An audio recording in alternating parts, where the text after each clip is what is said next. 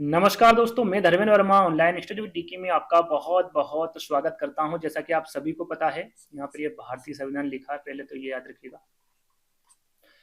जैसा कि आप सभी को पता है कि यहाँ पर हम एमपीटीएट वर्ग 3 चयन परीक्षा की तैयारी करवाई जा रही है आपको, और यहाँ पर मैराथन क्लास दे रही है। कहीं कहीं आपको 1100 प्रश्न दे रहे हैं, कहीं 1000 प्रश्न दे रहे हैं आपको, कहीं 500 प्रश्न दे रहे हैं, कहीं 100 प्रश्न दे रहे हैं। तो ये वीडियो आपको लगातार यहाँ पर हमारे चैनल के माध्यम से आपको मिल रही है ना, हर सब्जेक्ट की। यदि इन वीडियो को आपने नहीं देखा है, देख लीजिएगा। आज क्या खास होने वाला है, तो आज भारतीय संविधान को निपटाने वाले हैं, यानी कि इससे संबंधित जो भी टॉपिक आपके एमपीटीएट वर्ग 3 चयन परीक्षा में दिए गए हैं, जो विषय जो आपका सिलेबस दिया गया है, उसी के अकॉर्डिंग इस वीडियो को बनाने की कोशिश की गई, जिसमें आपको गठन के बारे में बताया जाएगा, निर्माण की प्रक्रिया, उद्देशिका, स्रोत, विशेषता, मौलिक अधिकार, मौलिक कर्तव्य, नीति निर्देशक तत्व, संविधान संशोधन प्रक्रिया, साथ में भारत प्रजातंत्र की जो कार्य प्रणाली होती है उसको भी इस वीडियो के माध्यम से आपको बताया जाएगा। टोटल 450 से 450 से 450 से 500 प्रश्न इस वीडियो के माध्यम से आपको दिए जाएंगे, और वन लाइनर प्रश्न है, ज्यादा समय आपका यहाँ पर नहीं लेंगे। और ऐसा नहीं है कि मिक्स प्रश्न, नहीं, पहले गठन संबंधित प्रश्न आपको बताए जाएंगे, फिर निर्माण की प्रक्रिया से, फिर इसके खत्म हो जाएंगे तो फिर आगे बढ़ेंगे, फिर आगे बढ़ेंगे, ऐसे वन बाय वन करके आपको इन प्रश्नों के बारे में बताया जाएगा। तो अच्छे से समझिएगा। इसकी पीडीएफ, बहुत ज्यादा जो कमेंट्स आते हैं कि सर पीडीएफ कहाँ हो प्राप्त होगी, तो इसकी पीडीएफ हम हर बार आपको बताते हैं। हमारा टेलीग्राम ज्वाइन कर लीजिएगा।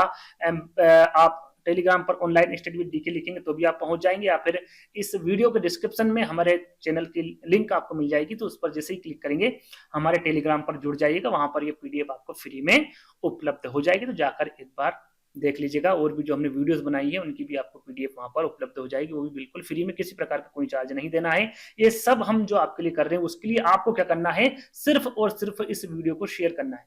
क्या करना भैया, इस वीडियो को शेयर करना है, इस वीडियो को आपको लाइक करना है, और कमेंट करके बताना है कि इस प्रकार की वीडियो आपको कैसे लगे। यदि इसी प्रकार की और वीडियो चाहिए तो कमेंट से भी कर सकते हैं।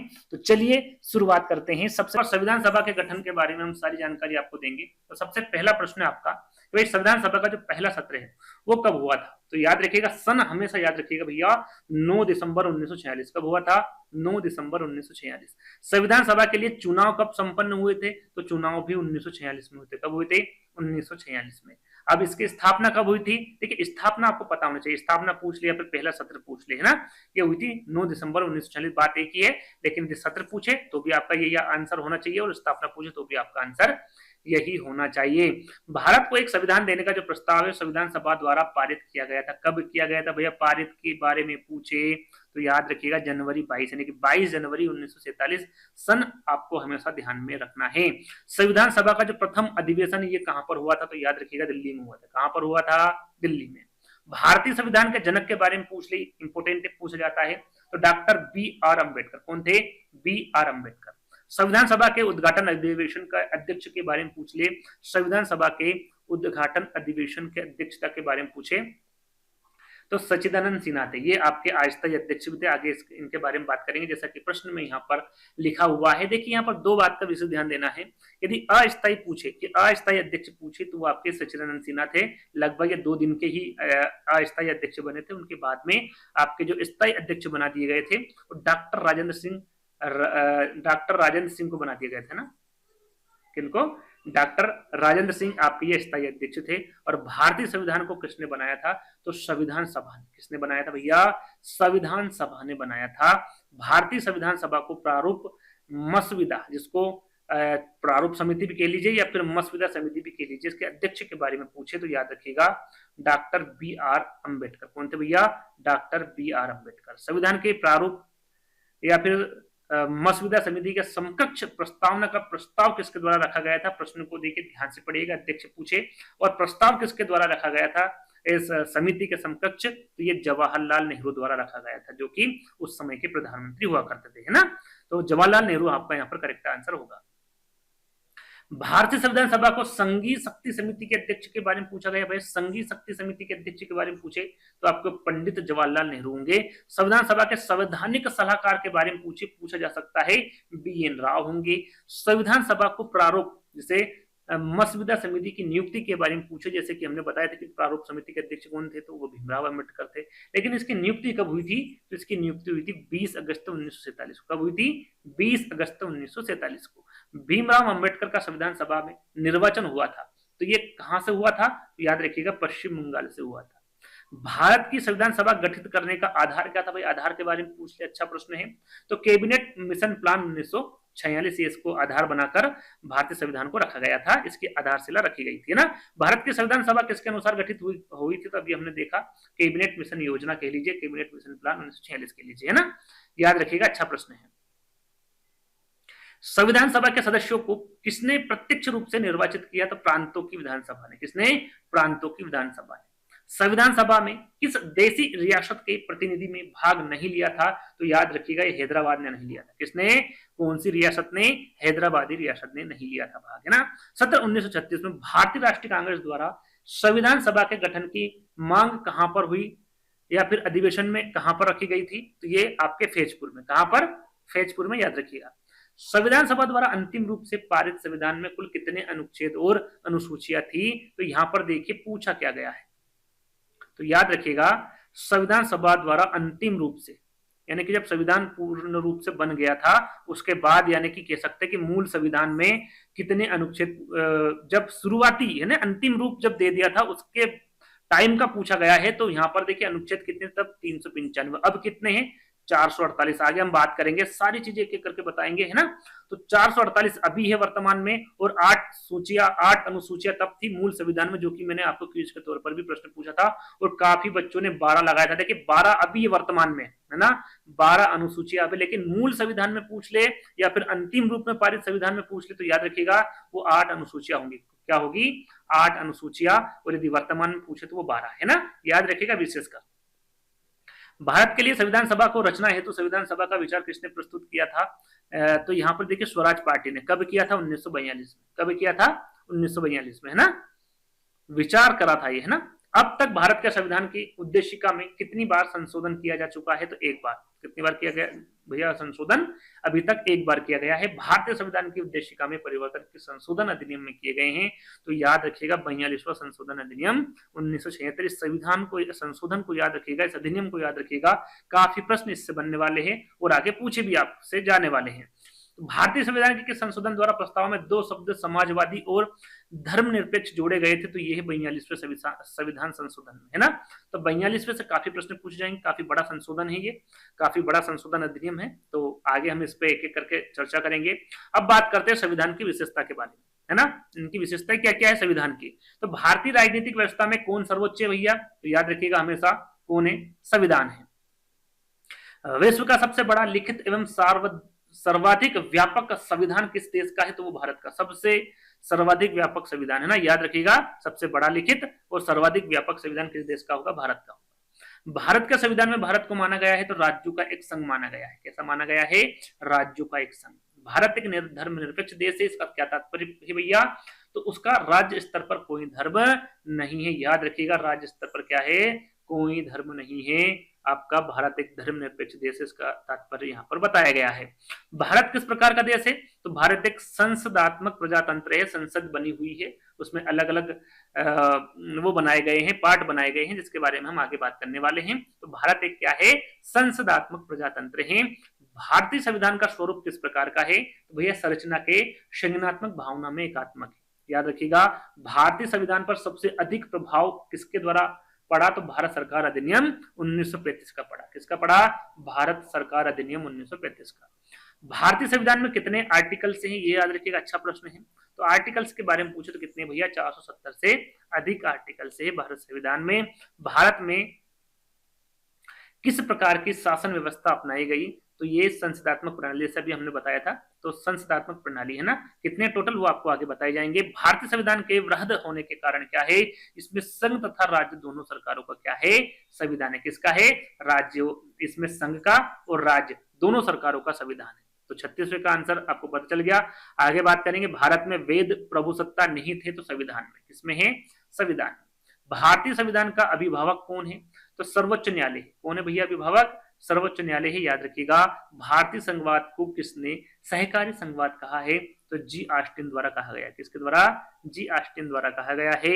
भारत में सर्वोच्च माना गया है तो याद रखिएगा सर्वोच्च कौन है भारत में? संविधान है। भारतीय संविधान का आप किस प्रकार वर्णन करेंगे? तो विश्व के सबसे विस्तृत संविधानों में से एक है आपका भारतीय संविधान, है ना। जैसे कि अभी बताया था सबसे बड़ा लिखित, आपका कौन सा संविधान होगा? भारतीय संविधान होगा, है ना, सबसे बड़ा संविधान। भारत में वयस्क मताधिकार की उम्र सीमा क्या है? सभी को पता है, 18 वर्ष।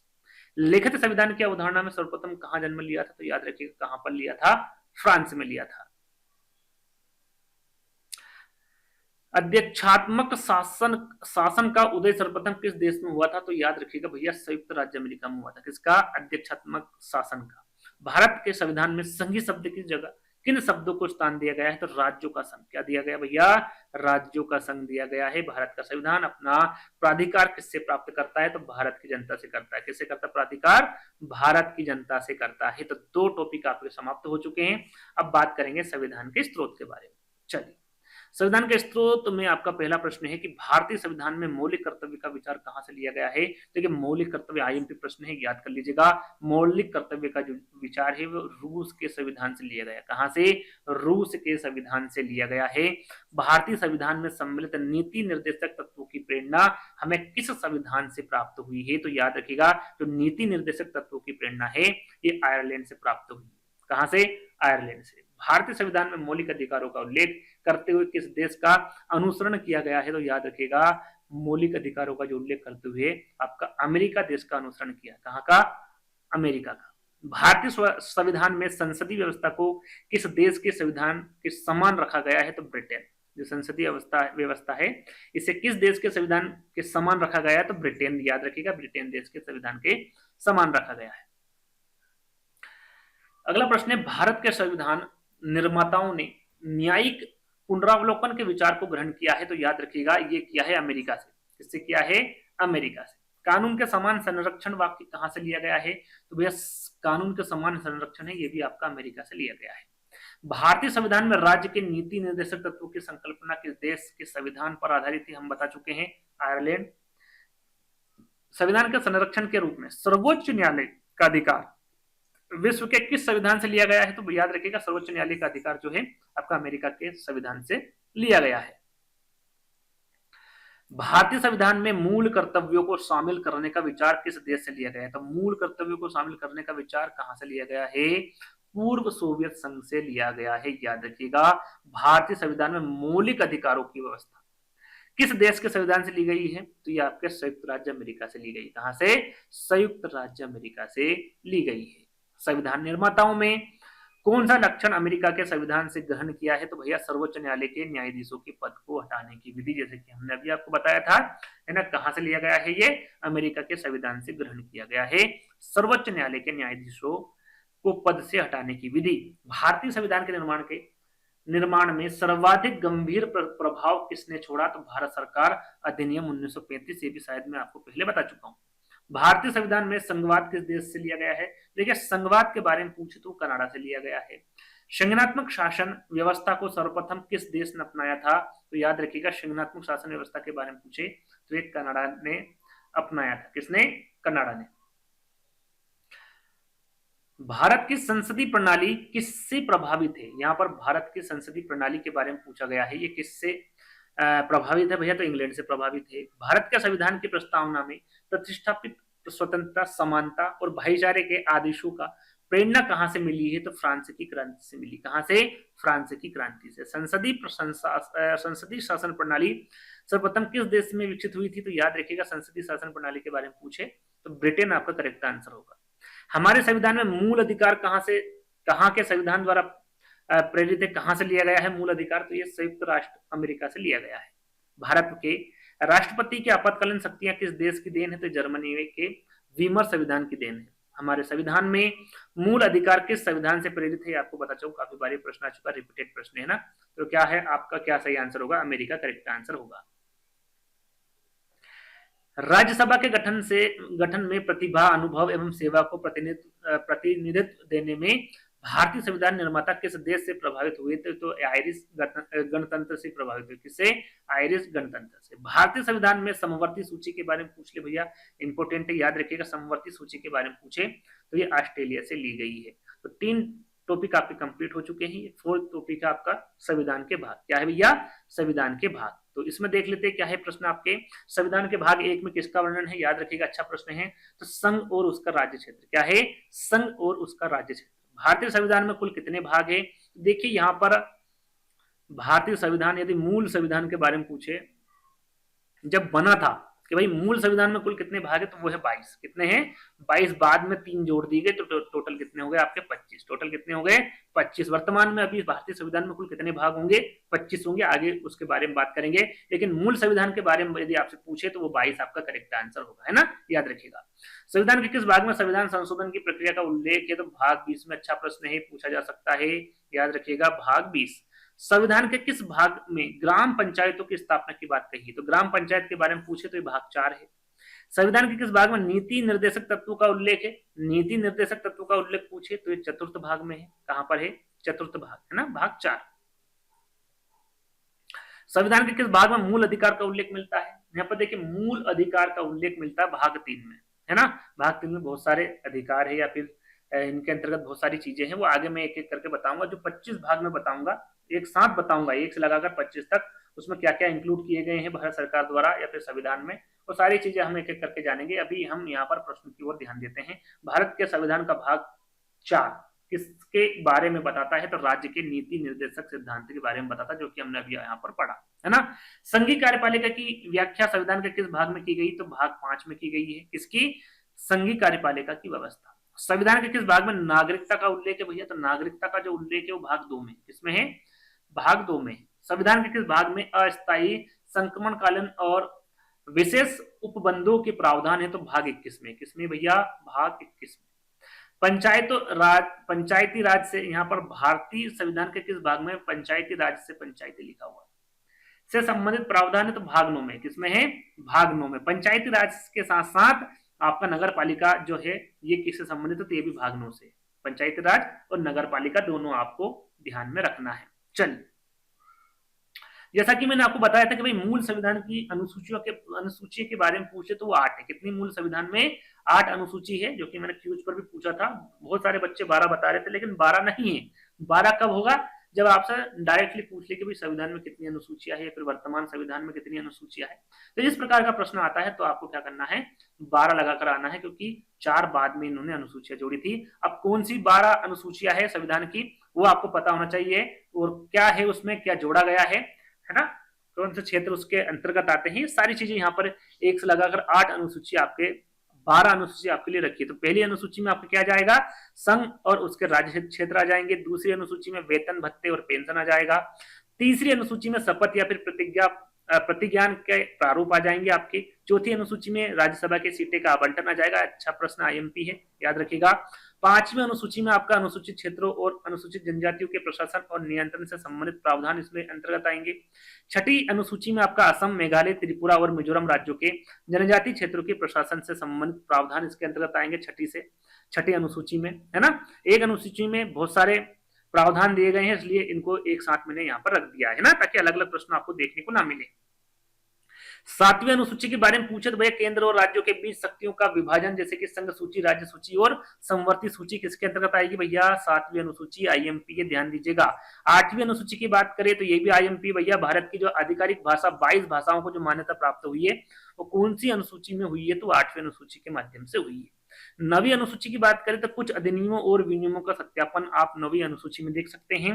10वीं अनुसूची में दल बदल विरोध कानून, ये भी अच्छा प्रश्न है, आईएमपी है, याद रख लीजिएगा। दल बदल विरोध कानून कहां पर है, कौन सी अनुसूची में है? तो 10वीं अनुसूची में है। 11वीं अनुसूची की हम बात करें तो पंचायतों की शक्तियां, प्राधिकार और जिम्मेदारियां, जो कि हम आपको बता चुके हैं, याद रखिएगा। पंचायतों की शक्तियां, प्राधिकार और जिम्मेदारियां ये किसमें है? 11वीं अनुसूची में है। और 12वीं अनुसूची की हम बात करें तो नगर पालिकाओं की शक्तियां, प्राधिकार और जिम्मेदारियां, ये सभी किसके अंतर्गत आएगी? आपकी 12वीं अनुसूची के अंतर्गत आएगी, ध्यान दीजिएगा। अब बात करेंगे अनुच्छेद के बारे में। किसके बारे में? अनुच्छेद के बारे में, है ना। तो अनुच्छेद की हम बात करें, जैसे अनुसूचियां मैं आपको बता चुका हूं। अब इसमें हम अनुच्छेद के बारे में बात करेंगे कि संविधान सभा द्वारा अंतिम रूप से पारित संविधान में कुल कितने अनुच्छेद और अनुसूची, जैसे कि हम पहले पढ़ चुके हैं। अंतिम रूप से पूछा गया है, मूल रूप से पूछा गया है, तो पहले कितने थे शुरुआती संविधान में?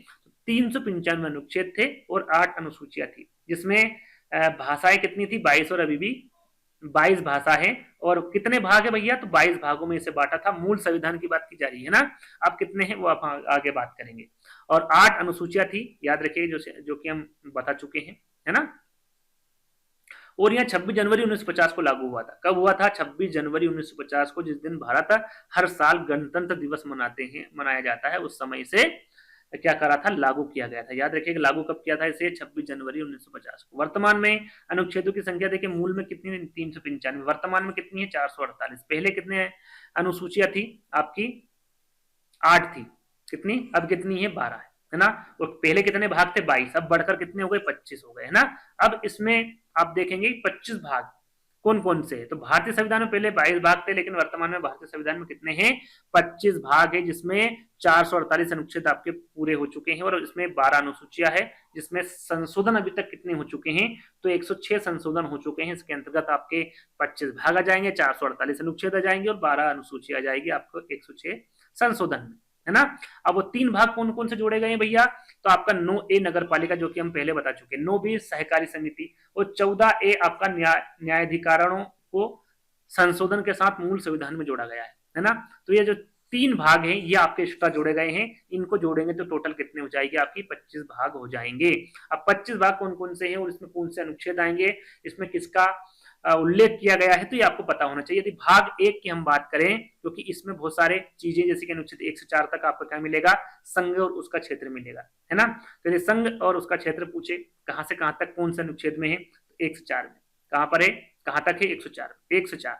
2 में आपका सिटीजनशिप आ जाएगी, और अनुच्छेद 5 से 11 में आपका दे रखा भाग 2, है ना। भाग 3 की हम बात करें तो मौलिक अधिकार उसमें आ जाएगा, और मौलिक अधिकार कौन कौन से अनुच्छेद में? तो अनुच्छेद 12 से 35 तक आपके मौलिक अधिकार दे रखे हैं। आपके 4 में क्या जाएंगे? निर्देशक सिद्धांत आ जाएंगे, जिसमें अनुच्छेद 36 से 51, ये याद रखिएगा, है ना। यही आपको उल्लेख बता दिया है, अनुच्छेद भी बता दिए हैं, और कौन सा भाग है ये भी आपको एक ही जगह तीनों चीजें मिल गई हैं, तो इस बात का आपको विशेष ध्यान रखना है। भाग 4A की हम बात करें तो इसमें मौलिक कर्तव्य दिए गए हैं। अब मौलिक कर्तव्य याद रखिएगा, ये अनुच्छेद 51A में दे रखे। कहां पर? अनुच्छेद 51A। अच्छा प्रश्न है, ध्यान दीजिएगा। भाग 5 की हम बात करें तो इसमें संघ के बारे में जानकारी दी गई है, और अनुच्छेद की बात करें, अच्छा प्रश्न देखिए यहाँ पर देखिएगा, अनुच्छेद 52 से 151 तक संघ की बात की गई। 52 से 151, यानी कि यहाँ पर 100 अनुच्छेदों में की गई है। भाग 6 की हम बात करें तो इसमें राज्यों का उल्लेख है, और ये 152 से 237, 152 से 237 में इसकी बात कही गई है। और 7 की हम बात करें तो याद रखिएगा, 7वां संशोधन जो अधिनियम है, ये 1956 में भाग 7 को क्या कर दिया था? निरस्त कर दिया था। यदि ऐसा पूछे कि कौन सा भाग है जिसे 1956 में निरस्त कर दिया था, तो याद रखिएगा आपका 7वां भाग। कौन सा? 7वां भाग, और 7वां संशोधन में ही इसको निरस्त किया गया था, है ना। यहाँ पर 8 की हम बात कर ले तो इसमें केंद्र शासित प्रदेश का उल्लेख है, और ये 239 से 242 तक है। यदि हम 9 की बात करें तो पंचायतें हैं उसमें, 243 से 243 ओ है ये, है ना। 243 A B C D से लगाकर ओ तक जो अनुच्छेद है, उसमें पंचायतें के बारे में बात की गई है ना, इसका उल्लेख है।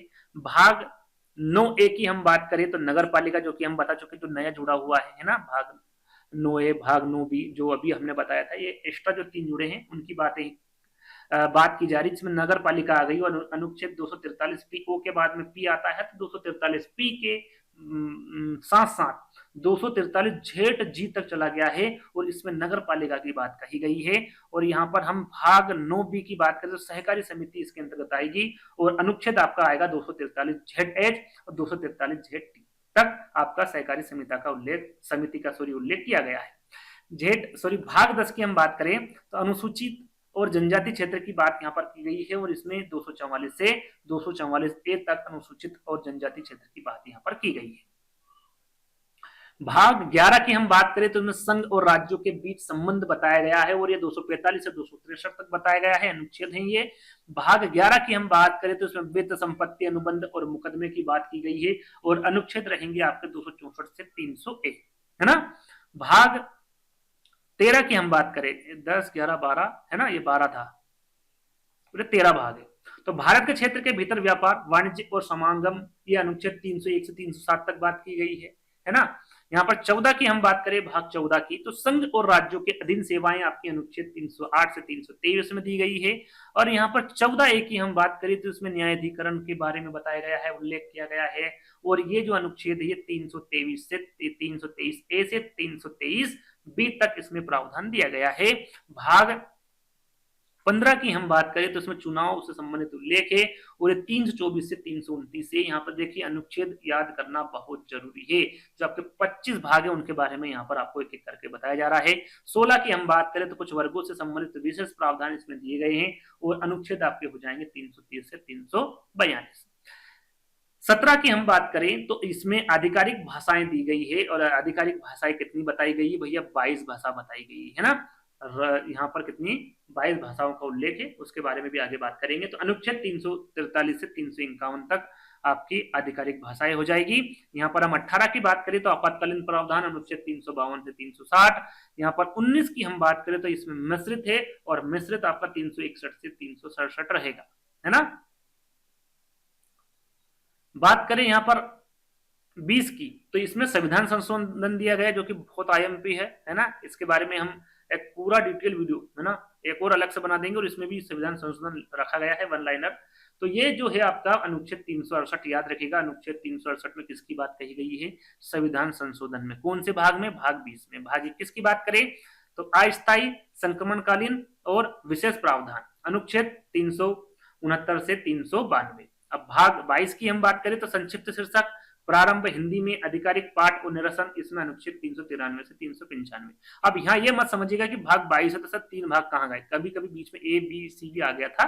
तो इस तरीके से कितने भाग हो जाएंगे टोटल, ये 25 भाग हो जाएंगे। कितने, 25, है ना। तो इसमें आपके जो प्रावधान है कौन सा भाग है, किसमें क्या प्रावधान है, कौन सा अनुच्छेद है, सारी जानकारी मैंने यहाँ पर दे दी है, अच्छे से पढ़ लीजिएगा। आगे चलेंगे। वर्तमान समय में भारतीय संविधान में गणना की दृष्टि से कुल कितने अनुच्छेद और अनुसूचियां है। तो यहाँ पर देखिए वर्तमान में पूछा गया तो मैं आपको बता चुका हूँ 448 अनुच्छेद है और अनुसूचियां कितनी है, 12 अनुसूचियां है वर्तमान में। संविधान के अनुच्छेद 1 में भारत को क्या कहा गया है, तो राज्यों का संघ कहा गया है। नए राज्यों का गठन तथा विद्यमान राज्यों के क्षेत्र सीमाओं और नामों में परिवर्तन करना किस अनुच्छेद से संबंधित है, तो अनुच्छेद राज्यों के क्षेत्र में सीमाएं में जो नाम परिवर्तित किए जा रहे हैं वर्तमान में वो अनुच्छेद 3 के माध्यम से ही किए जा रहे हैं।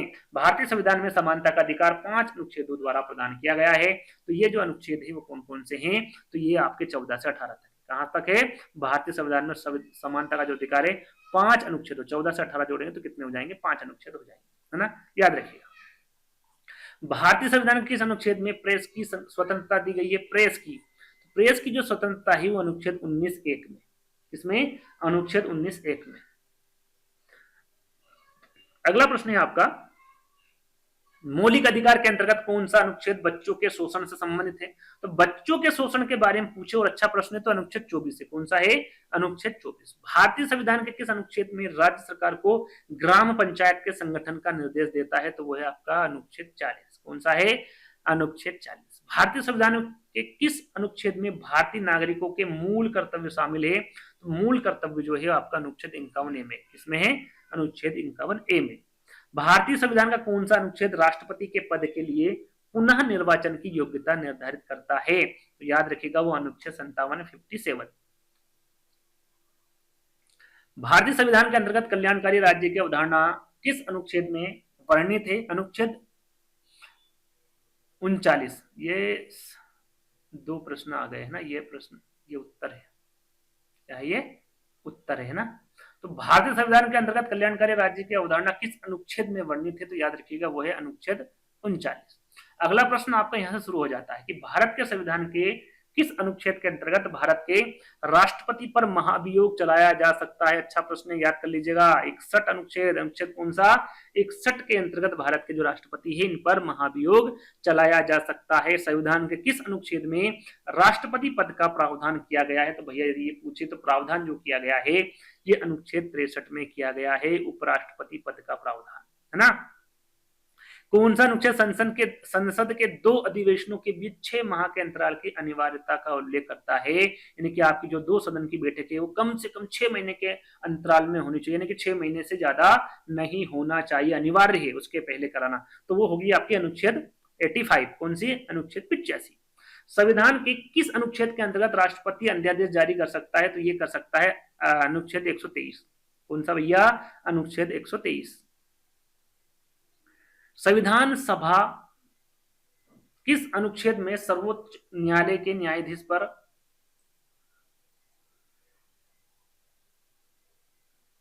महाभियोग चलाए जाने का प्रावधान है। तो ये अनुच्छेद 124 है। कौन सा है? अनुच्छेद 124। भारतीय संविधान का कौन सा अनुच्छेद संसद को अंतर्राष्ट्रीय समझौतों को लागू करने के लिए विधि निर्माण करने की शक्ति प्रदान करता है? तो वह अनुच्छेद 253। कौन सा है? अनुच्छेद 253। भारतीय संविधान के किस अनुच्छेद के अंतर्गत वित्त आयोग का गठन का प्रावधान है भैया? तो वित्त आयोग के गठन के बारे में पूछे तो अनुच्छेद 280। संविधान का अनुच्छेद 312 संबंधित है। अब यहाँ पर डायरेक्टली 312 अनुच्छेद के बारे में पूछा गया है, तो ये अखिल भारतीय सेवाओं से संबंधित है आपका अनुच्छेद 312। भारतीय संविधान के किस अनुच्छेद में अनुसूचित जनजातियों के लिए एक राष्ट्रीय आयोग का प्रावधान है? तो ये यहाँ पर याद रखिएगा, अनुसूचित जनजाति का प्रावधान जो है वो अनुच्छेद 338 ए में है। कहां पर है? अनुच्छेद 338 ए में। यहाँ पर आप देखेंगे कि भैया भाग में तो कुछ हो रही है, यहाँ पर कुछ हो रहा है। तो भाग में एक जो 448 अनुच्छेद है उनको 25 भाग में डिवाइड कर दिया है ना, और यहाँ पर जो प्रश्न आ रहे हैं वो आपका 448 अनुच्छेदों के अलग अलग प्रश्न आ रहे हैं ना, तो कंफ्यूज नहीं होना है। वहां के आपके अलग प्रश्न दिखेंगे और यहाँ के अलग दिखेंगे, है ना। तो ये बात का विशेष ध्यान रखना है। संविधान के किस अनुच्छेद के अंतर्गत हिंदी को राजभाषा का दर्जा दिया गया है? तो ये अनुच्छेद 343 से। हमेशा याद रखिएगा, राजभाषा का दर्जा मिला है ना, राष्ट्रभाषा का दर्जा अभी तक हिंदी को प्राप्त नहीं हुआ। कोई सी भी भाषा, यदि आपसे सीधा सीधा प्रश्न पूछ ले भैया कि भारत की राष्ट्रभाषा कौन सी है, तो आप यदि वहां पर ऐसा लिखा हुआ है कि इनमें से कोई नहीं, तो आप बेफिक्र लगा के आ जाएगा, क्योंकि अभी तक राष्ट्रभाषा भारत की कोई सी भी नहीं है ना। सभी के अलग अलग राजभाषा दी गई है, अलग अलग राज्य की। तो राज्य भाषा जो आपकी हिंदी को दर्जा जो प्राप्त हुआ था वो अनुच्छेद 343(1) को हुआ था। संविधान के किस अनुच्छेद के अंतर्गत लोक सेवा आयोग के सदस्य को हटाया जा सकता है? तो अनुच्छेद 317 के अंतर्गत। संविधान के किस अनुच्छेद में यह व्यवस्था की गई है कि प्रत्येक राज्य शिक्षा के प्राथमिक स्तर पर मातृभाषा में शिक्षा की पर्याप्त सुविधाओं की व्यवस्था करने का प्रयास करेगा? तो ये अनुच्छेद 350 है। क्या है भैया? अनुच्छेद 350। संविधान के किस अनुच्छेद के अंतर्गत प्रत्येक राज्य मातृभाषा का प्रसार एवं अनुदेश प्राथमिक शिक्षा में लागू कर सकता है? तो ये कर सकता भैया अनुच्छेद 350 ए के अंतर्गत। याद रखिएगा, हर एक प्रश्न अच्छा है और इंपोर्टेंट है। अगला प्रश्न आपसे पूछा गया है कि संविधान के किस अनुच्छेद के अंतर्गत राष्ट्रपति राष्ट्रीय आपातकाल की घोषणा करता है? तो ये कर सकता है अनुच्छेद 352 के अंतर्गत। संविधान में मंत्रिमंडल शब्द का प्रयोग कौन से अनुच्छेद में एक बार किया गया है मात्र? तो ये किया गया भैया अनुच्छेद 352(3) में। 352 के 3 में मंत्रिमंडल शब्द का प्रयोग अनुच्छेद 352(3) में एक ही बार किया गया है संविधान में। संविधान के किस अनुच्छेद के तहत राज्यों के संवैधानिक तंत्र के विफल होने पर राष्ट्रपति शासन लागू किया जा सकता है? तो ये किया जा सकता है अनुच्छेद 356 में। संविधान के किस अनुच्छेद के राष्ट्रपति करता है? थोड़ा सा प्रश्न ऊपर नीचे हो गया है। संविधान के किस अनुच्छेद के आधार पर वित्तीय आपात की घोषणा राष्ट्रपति करता है? तो वो है आपका अनुच्छेद 360। क्या है भैया? 360 है। वित्तीय आपात की बात की जा रही है यहाँ पर, है ना। आपातकाल, राष्ट्रीय आपातकाल अलग है और वित्तीय आपातकाल अलग है, इसके बारे में आपको पता होना चाहिए। संविधान के किस अनुच्छेद में संविधान के संशोधन की प्रक्रिया का उल्लेख है? तो यह अनुच्छेद 368 है, जो कि आईएमपी संशोधन की प्रक्रिया। याद रखिएगा 368। भारतीय संविधान के किस अनुच्छेद में विभिन्न राज्यों से संबंधित विशिष्ट प्रावधान का उल्लेख है? तो ये आपका जो विभिन्न राज्यों से संबंधित विशिष्ट प्रावधान है अनुच्छेद 371 में बताया गया है। चलिए, तो यहाँ पर जो आपके 5 टॉपिक है वो कंप्लीट हो चुके हैं। चलिए, अब बात करेंगे हम भारतीय संसद के बारे में, है ना। इससे संबंधित जो प्रश्न निकल कर आते हैं उनके बारे में बात कर लेते हैं। इससे संबंधित पहला प्रश्न आपका कि भारत की पार्लियामेंट जिसे संसद कहा जाता है, इसका जो उद्घाटन है ये कब हुआ था? संसद से भी प्रश्न आपसे पूछे जा सकते हैं ना। तो 1927 आपको याद रखना है। 1927 में आपका जो संसद है उसका उद्घाटन हुआ था। भारत की संघीय व्यवस्थापिका को किस नाम से जाना जाता है? तो जो संघीय व्यवस्थापिका यदि पूछ ले तो इसे संसद के नाम से जाना जाता है। भारतीय संसद के कितने सदन होते हैं? सभी को पता है, सरल सा प्रश्न। 2 सदन, एक होता है आपका राज्यसभा, एक होता है लोकसभा। संसद के किस सदन को प्रतिनिधि सभा भी कहा जाता है? तो प्रतिनिधि सभा के बारे में पूछे तो हमेशा याद रखिएगा उसे लोकसभा कहा जाता है। संसद का लोकप्रिय सदन के बारे में पूछे तो वो आपका लोकसभा है। क्या है? लोकप्रिय सदन लोकसभा है। और संसद का स्थायी सदन के बारे में पूछे तो वो है आपका राज्यसभा। क्या है? राज्यसभा। और भारतीय संसद बनती है, जो भारतीय संसद है ये कि इसमें इसके अंदर क्या क्या होना चाहिए, तो इसके अंदर आपकी लोकसभा भी होनी चाहिए, राज्यसभा भी होनी चाहिए, साथ में राष्ट्रपति। इन तीनों से क्या बनती है, भारतीय संसद बनती है। जैसे कि यहाँ पर प्रश्न भी दे रखा है कि भारतीय संसद के कितने अंग होते हैं, तीनों से मिलकर बनी है आपकी राष्ट्रपति, राज्यसभा और लोकसभा, याद रखिएगा, अच्छा प्रश्न है। अगला प्रश्न है कि कौन सा प्रावधान भारतीय संविधान के अंतर्गत संसद के सदस्यों के विशेषाधिकारों तथा उन्मुक्तियों को निर्धारित करता है, वो अनुच्छेद के बारे में पूछा गया है, तो अनुच्छेद कौन सा होगा, 105 होगा। अगला प्रश्न है कि भारतीय संविधान के किस अनुच्छेद में कहा गया है कि संघ के लिए एक संसद होगी जो राष्ट्रपति और 2 सदनों से मिलकर बनेगी। जैसे कि हमने बताया है, संसद आपकी होगी दोनों, है ना, साथ में क्या होगी, सदन कितने होंगे, दोनों होंगे, और राष्ट्रपति आपके होंगे, तीनों मिलकर जो संसद बनाएगी। तो ये कौन सा अनुच्छेद में कहा गया है, तो अनुच्छेद 79 में। संसद का निम्न सदन एवं उच्च सदन क्रमशः है, तो देखिए यहाँ पर निम्न सदन बोले तो लोकसभा है, और उच्च सदन बोले तो क्या होगा, वो आपका राज्यसभा होगा, याद रखिएगा, अच्छा प्रश्न है। संसद को भंग करने के लिए कौन सक्षम है, जब संसद को भंग करना हो तो राष्ट्रपति सक्षम होता है, कौन होता है भैया, राष्ट्रपति होता है। अगला प्रश्न, संसद के 2 क्रमिक अधिवेशनों के बीच अधिकतम कितने समय अंतराल की अनुमति है, तो 2 सदन है आपके, लोकसभा और राज्यसभा, इन दोनों के बीच में कितना अंतराल होना चाहिए, उसके अंदर अंदर इसमें क्या होना चाहिए, जो इनकी बैठक होती है वो होना चाहिए। तो अनुमति कितनी होती है, 6 माह की होती है, कितनी, 6 माह की। भारतीय संसद के दोनों सदनों की संयुक्त बैठक किस संबंध में होती है, तो साधारण विधेयक के संबंध में होती है। कैसे, साधारण विधेयक के संबंध में। साधारण विधेयक से संबंधित गतिरोध को दूर करने के लिए संसद के दोनों सदनों की संयुक्त बैठक कौन बुलाता है, तो दोनों सदनों की जो बैठक बुलाता है कौन बुलाता है भैया, राष्ट्रपति बुलाता है।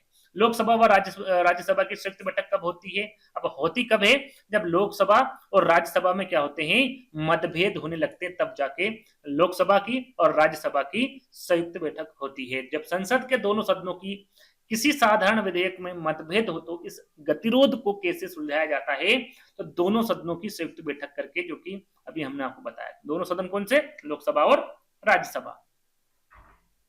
अगला प्रश्न है आपका कि संसद की कार्यवाही सूची में, संसद की कार्यवाही सूची में प्रथम विषय, जिसे प्रथम घंटा भी कहा जाता है, वो कौन सा होता है, तो प्रथम विषय पूछ ले या फिर प्रथम घंटा जो पूछ ले वो क्या होता है, प्रश्नकाल का होता है। इसमें क्या पूछे जाते हैं, प्रश्न पूछे जाते हैं। क्या पूछे जाते हैं भैया, प्रश्न पूछे जाते हैं ना। आगे बढ़ेंगे। अगला प्रश्न है आपका कि कौन सी प्रथा संसदीय प्रणाली को भारत की देन है। यहां पर देखिए कौन सी संसदीय प्रणाली भारत की देन है, तो ये आपके शून्यकाल है। क्या है, शून्यकाल। संसद के किसी सदस्य की सदस्यता तब समाप्त समझी जाती यदि वह बिना सदन को सूचित किए अनुपस्थित रहता है। यदि 60 दिन तक वो यदि आपके सदन में नहीं उपस्थित होगा बिना बताए, तो उसकी जो है सदस्यता क्या होती है, उसको रद्द कर दिया जाता है ना। तो 60 दिन याद रखेगा। सांसदों के वेतन का निर्णय कौन करता है, संसद करती है। संसद द्वारा सांसदों का वेतन का निर्णय होता है। भारत की संचित निधि से धन निर्गम पर किसका नियंत्रण होता है, तो धन निर्गम पर संसद का आपका क्या होता है, नियंत्रण होता है। संसद के दोनों सदनों की संयुक्त बैठक के लिए कितनी गणपूर्ति, जिसे कोरम भी कहते हैं, अच्छा प्रश्न है, चाहिए, तो 1/10वां भाग होना चाहिए। संविधान के अनुसार संविधान का अनुच्छेद कौन सा, याद रखिएगा, अनुच्छेद पूछे तो अनुच्छेद 103 के अंतर्गत है ना, जो बैठक होगी संयुक्त दोनों सदनों की, तो उसमें जितने भी है, जैसे कि उदाहरण के तौर पर मैं आपको बताऊं, उदाहरण बता रहा हूं मैं, है ना, 100 है तो 100 में से कितने होने चाहिए, 1/10, यानी कि 10 लोग इसमें से होने चाहिए, तब जाके क्या होगी, बैठक होगी। 1/10वें भाग जो सदन के सदस्य होते हैं वो होने चाहिए, तब जाके क्या होगी, बैठक होगी, है ना। सदन के दोनों सदनों के संयुक्त बैठक के में कितनी गणपूर्ति होनी चाहिए, तो 1/10वें भाग जो सदन के सदस्य होते हैं वो होने चाहिए। संसदीय प्रणाली वाली सरकार को अन्य किस नाम से जाना जाता है, तो संघीय सरकार के नाम से। कैसे जाना जाएगा भैया, संघीय सरकार के नाम से जाना जाएगा। भारतीय राजनीतिक व्यवस्था में कार्यपालिका के अधीन रहकर कार्य कौन करता है, तो देखिए कार्यपालिका के अधीन रहकर जो कार्य करेगा वो आपका न्यायपालिका करेगी। क्या करेगी, न्यायपालिका। संसद के दोनों सदनों का 17वां कौन करता है, 17वां कौन करता है, 17वां लोकसभा अध्यक्ष करता है। कौन करता है, लोकसभा अध्यक्ष करता है। भारत सरकार के निर्णयानुसार संसद का एक सदस्य 1 वर्ष में अपने क्षेत्र के विकासात्मक कार्यक्रमों हेतु कितनी राशि खर्च कर सकता है, तो अपने क्षेत्र में कितनी कर सकता है विकास के लिए, 5 करोड़ कर सकता है। कितनी, 5 करोड़। किसी संसद सदस्य की अयोग्यता के संदर्भ में निर्णय कौन करता है, तो ये राष्ट्रपति करता है। कौन करता है, राष्ट्रपति करता है। अब बात करेंगे संघ और उनके राज्य के बारे में, है ना, इसका गठन कब हुआ था। और राज्यों के बारे में हम यहाँ बात करेंगे, कौन सा राज्य कब गठित हुआ था। तो संघ और उसके राज्य के बारे में बात कर लेते हैं। आंध्र प्रदेश एक भाषाई राज्य के रूप में गठित किया गया, कब किया गया है? 1953 में। कब? 1953 में। अन्य रजवाड़ा, रजवाड़ों के भारत में विलय के बाद भी किन 3 राज्यों ने भारत में शामिल होना विलंबित किया, यानी कि विलंब किया? हुए तो सही लेकिन बाद में हुए। वो कौन से हैं? आपका जूनागढ़ हो गया, हैदराबाद हो गया और जम्मू कश्मीर, ये बाद में विलय हुए थे भारत में, है ना। चलिए, 500 से अधिक रजवाड़ा जैसे कि देशों रियासती हम कह सकते हैं कि भारत में विलय के लिए कौन उत्तरदायी था? तो वो थे आपके सरदार वल्लभ भाई पटेल। इनके माध्यम से क्या हुआ था? 500 से अधिक रजवाड़े जो देसी रियासतें होती हैं वो भारत में विलय हो गई थी।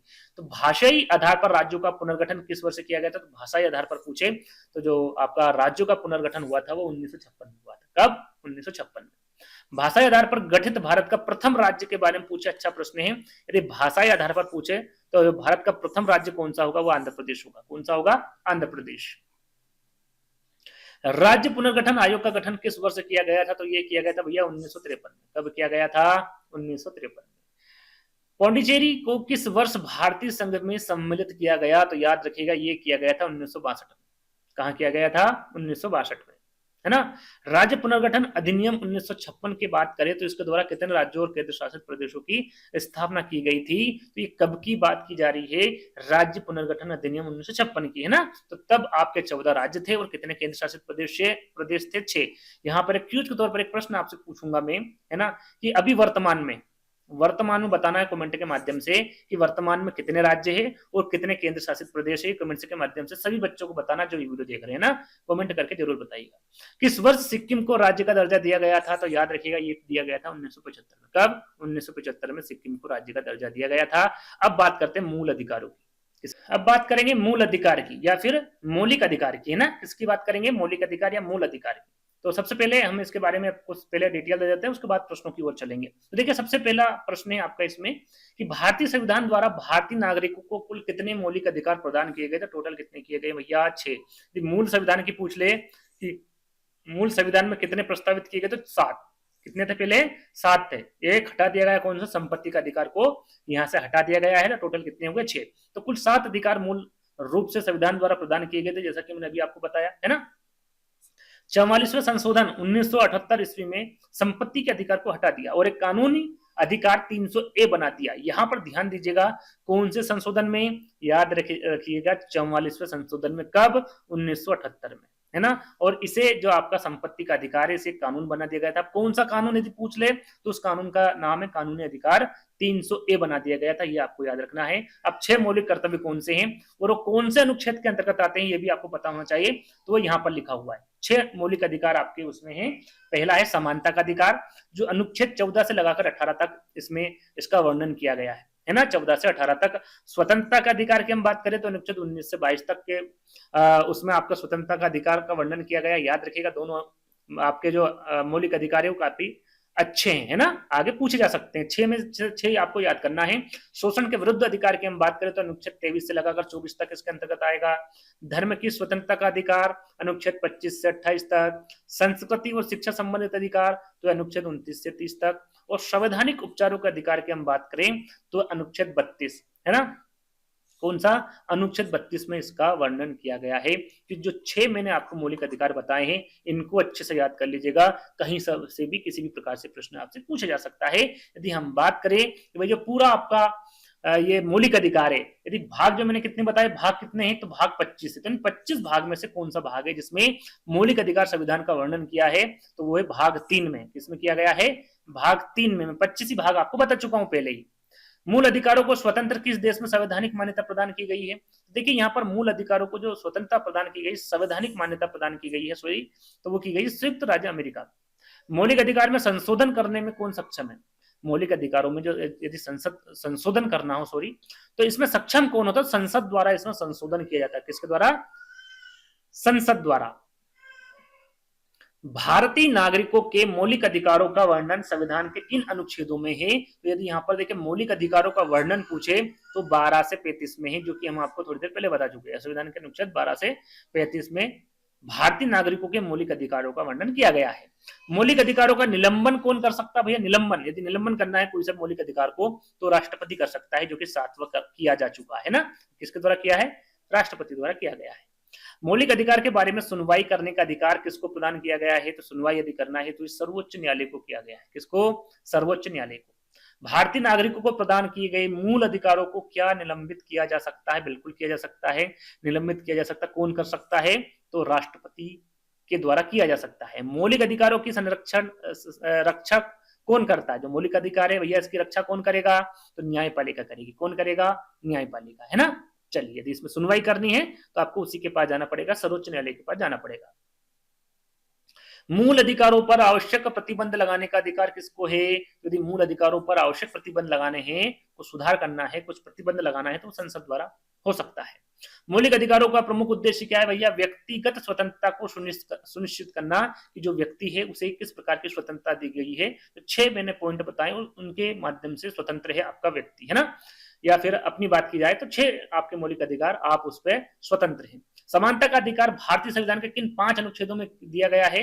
तो भैया समानता का जो अधिकार है याद रखिएगा 14, 15, 16, 17, 18, अनुच्छेद 14 से 18 तक।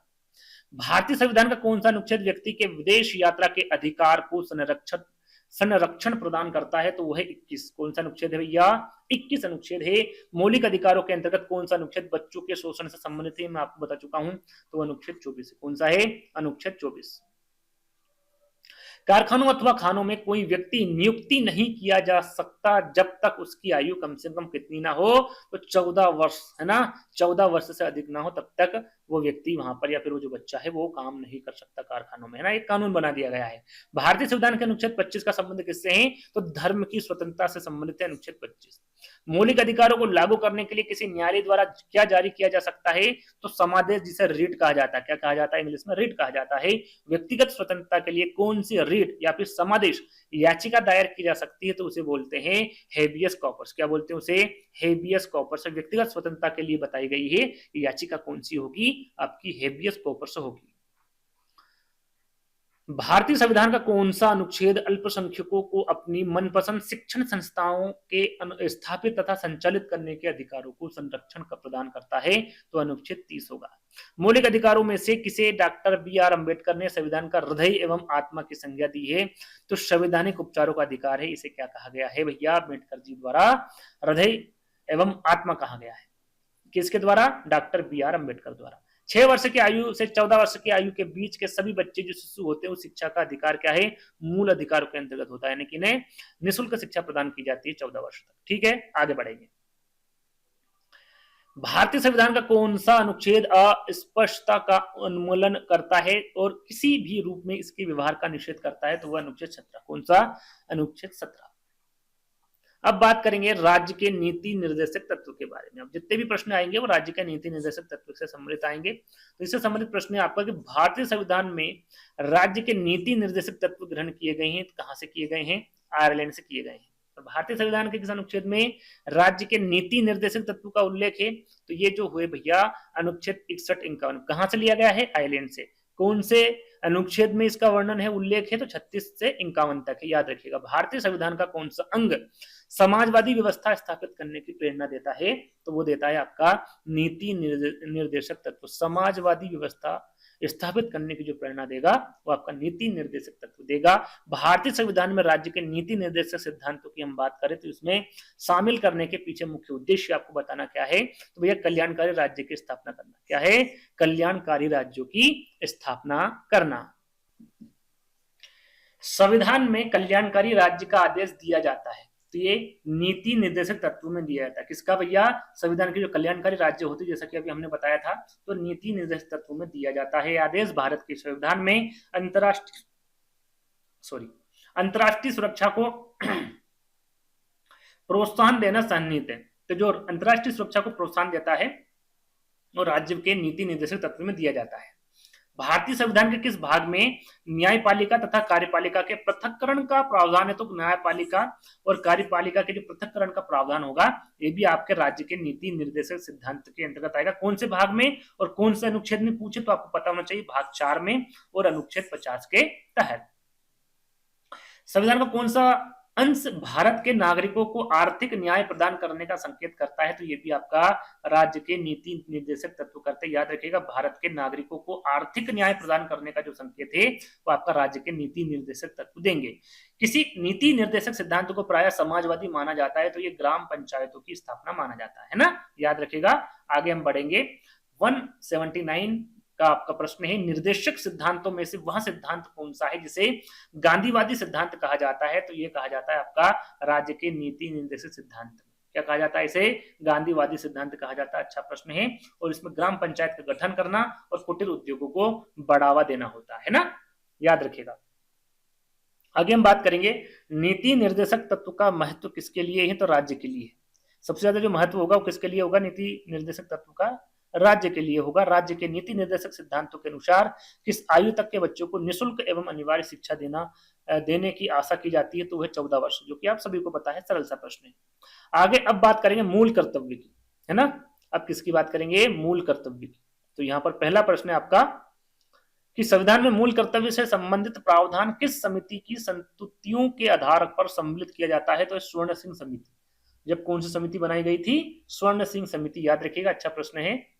संविधान में मूल कर्तव्य से संबंधित जो प्रावधान है आपका स्वर्ण सिंह समिति की संस्तुतियों के आधार पर सम्मिलित किया गया था। किस वर्ष संविधान में मूल कर्तव्यों को अंततः स्थापित किया गया था, यानी कि स्थापित कब कर लिया था? तो 1976 में, 1976 में। मौलिक कर्तव्यों को निर्धारित किया गया है, कब किया गया भैया? मौलिक कर्तव्यों को निर्धारित 42वें संशोधन में, है ना। 42वें संविधान संशोधन में मौलिक कर्तव्यों को निर्धारित किया गया था। 42वें संविधान संशोधन के 10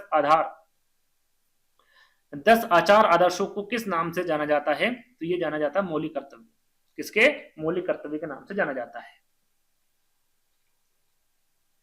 1976 में 42वें संशोधन द्वारा संविधान में नागरिकों के लिए कितने मौलिक कर्तव्य निश्चित किए गए थे? तो यहां पर ध्यान देना है, टोटल कितने हैं? मौलिक कर्तव्य 11 है। वर्तमान में पूछे तो कितने? 11 है। लेकिन पूछा क्या गया भैया? 1976 में पूछा गया कि 1976 में 42वें संशोधन जब किया गया था, जब मौलिक कर्तव्यों को जोड़ा गया था, तब कितने थे? कब कितने निश्चित किए गए थे? 10 किए गए थे। कितने किए गए थे? 10। संशोधन में संविधान के किस अनुच्छेद के तहत कुल 10 मौलिक कर्तव्य जोड़े गए थे? तो ये देखिए, संशोधन की बात करें कि संशोधन में संविधान के किस अनुच्छेद के तहत, तो ये अनुच्छेद 51A के तहत। संशोधन कौन से में हुआ था? 42वें संशोधन में, है ना। लेकिन कौन से अनुच्छेद के तहत जोड़ा गया था? तो अनुच्छेद 51A के, है ना। दोनों अच्छे प्रश्न है, याद कर लीजिएगा। किस संविधान संशोधन अधिनियम द्वारा एक और मौलिक कर्तव्य जोड़ा गया? पहले 10 तक 11 हो गया, तो वो है 86। पहले 42 में जोड़ा गया था, अब यहाँ पर 86 संविधान संशोधन अधिनियम 2002 सन, याद रखिएगा। और अब भारतीय संविधान में कितने मौलिक कर्तव्य हैं? 11 मौलिक कर्तव्य है। कितने हैं? 11। चलिए अगला प्रश्न है, भारत के संविधान में 86वें संशोधन में कौन सा मौलिक अधिकार प्रदान किया गया है? देखिए, ये भी हमने आपको बताया था कि 11वां, यानी कि 10 थे पहले, अब कितने हुए? टोटल 11। अब यहाँ पर बात करेंगे, ये आपका मौलिक कर्तव्य पहले से शुरू हो चुका है ना, ये आपका नहीं, यहाँ पर हटा देना।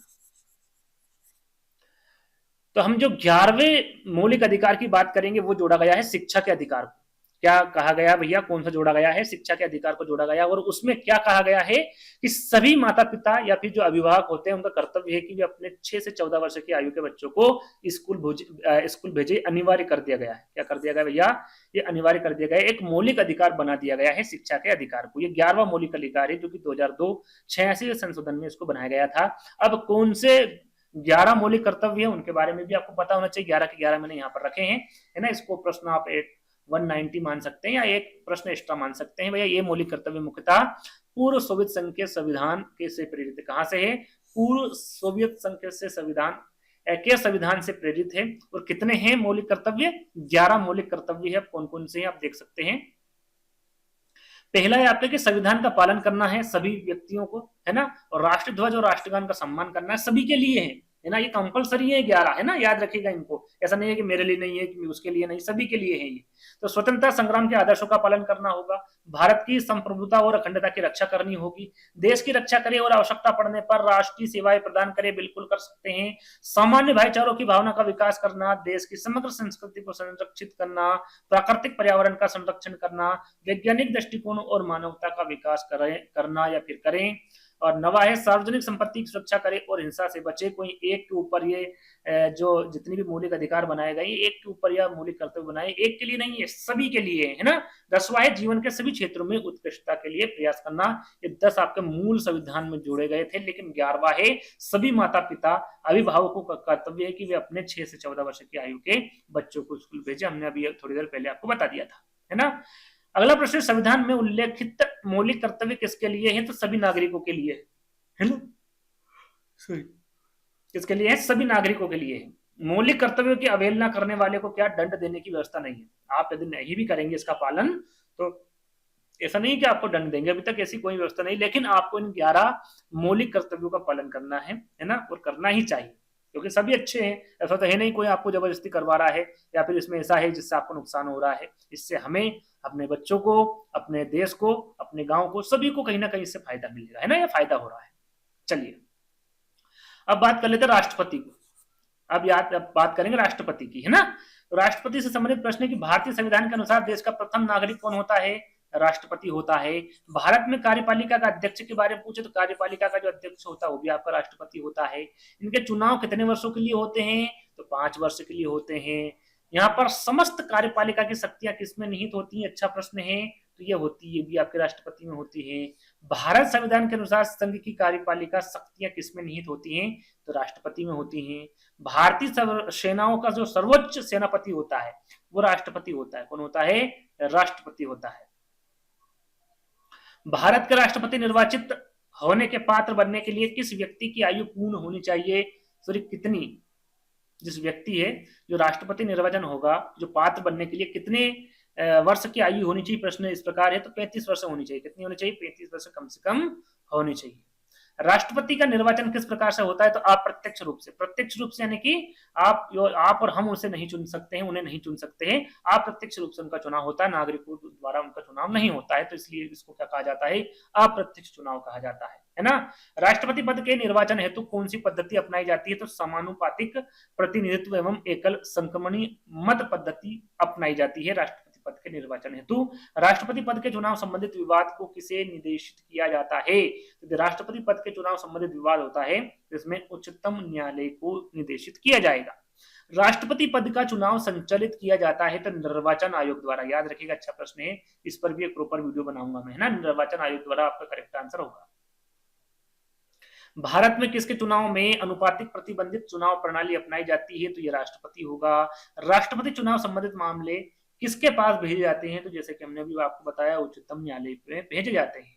राष्ट्रपति के निर्वाचन के लिए गठित निर्वाचक मंडल में सम्मिलित होते हैं तो यहाँ पर स्थानीय संसद तथा राज्य विधानसभाओं के सभी निर्वाचित सदस्य शामिल होते हैं राष्ट्रपति के निर्वाचन के लिए। ये सभी फैसला करते हैं और ये सभी वोट वगैरह जो भी है इनके वो करते हैं, उससे राष्ट्रपति का चुनाव होता है। राष्ट्रपति पर महाभियोग का आरोप संसद के किस सदन द्वारा लगाया जाता है? तो सदन के किसी भी सदन द्वारा, चाहे तो लोकसभा लगा सकते हैं, राज्यसभा, ऐसा कोई एक पर्टिकुलर नहीं है कि लोकसभा ही लगाएगी, राज्यसभा, सदन के किसी भी सदन द्वारा राष्ट्रपति पर महाभियोग का आरोप संसद द्वारा लगाया जा सकता है।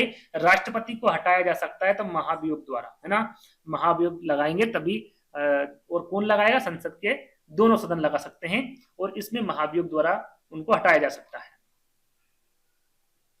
कार्यकाल पूर्ण होने पर पहले भारत के राष्ट्रपति को उनके पद से कौन हटा सकता है? तो संसद का जो महाभियोग लगाकर, जैसे कि अभी हमने देखा कि महाभियोग लगाकर ही आप राष्ट्रपति को अपने पद से हटा सकते हैं। राष्ट्रपति को कौन सा पद और गोपनीयता की शपथ दिलाता है? कौन दिलाता है ये पूछा गया। भारत राष्ट्रपति को कौन पद और गोपनीयता की शपथ दिलाता है? तो वो भारत का जो मुख्य न्यायाधीश होता है वो राष्ट्रपति को पद और गोपनीयता की शपथ दिलाता है। राष्ट्रपति अपना त्यागपत्र किसे सौंपते हैं?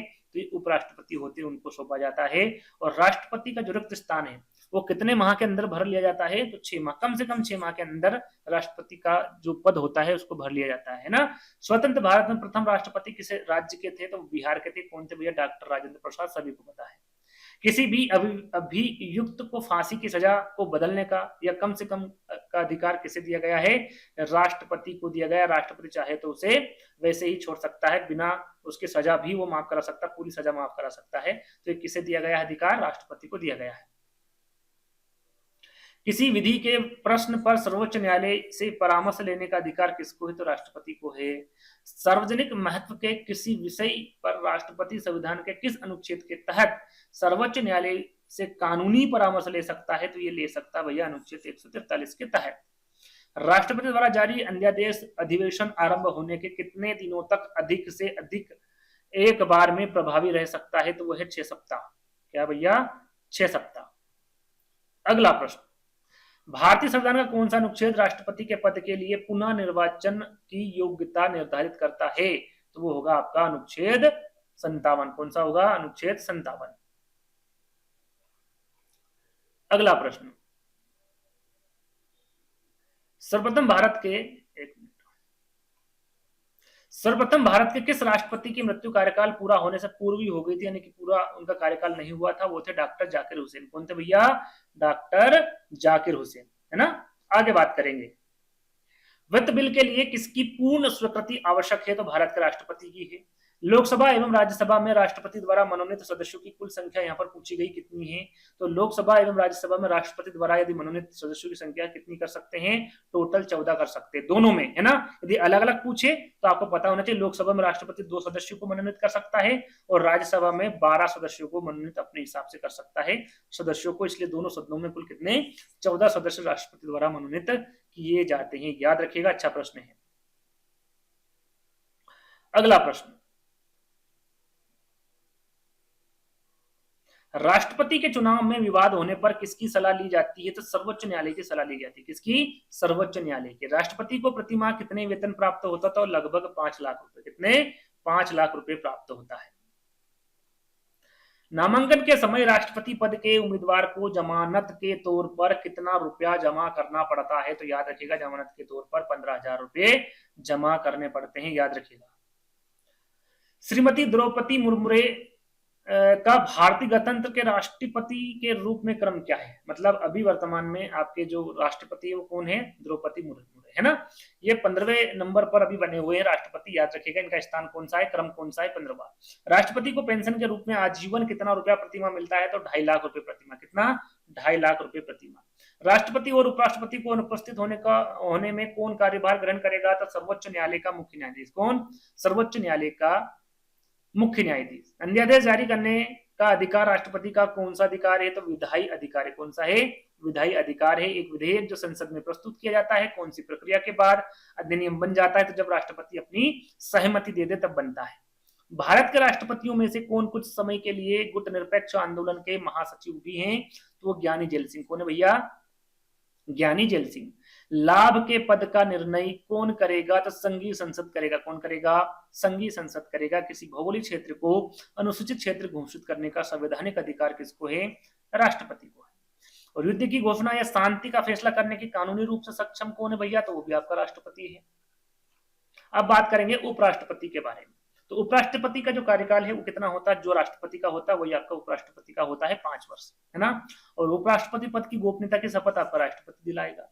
जब उपराष्ट्रपति राष्ट्रपति के कार्यों को संभालता है तो उस दौरान राज्यसभा के सभापति पद पर कौन कार्य करता है? तो उपसभापति करता है। कौन करता है?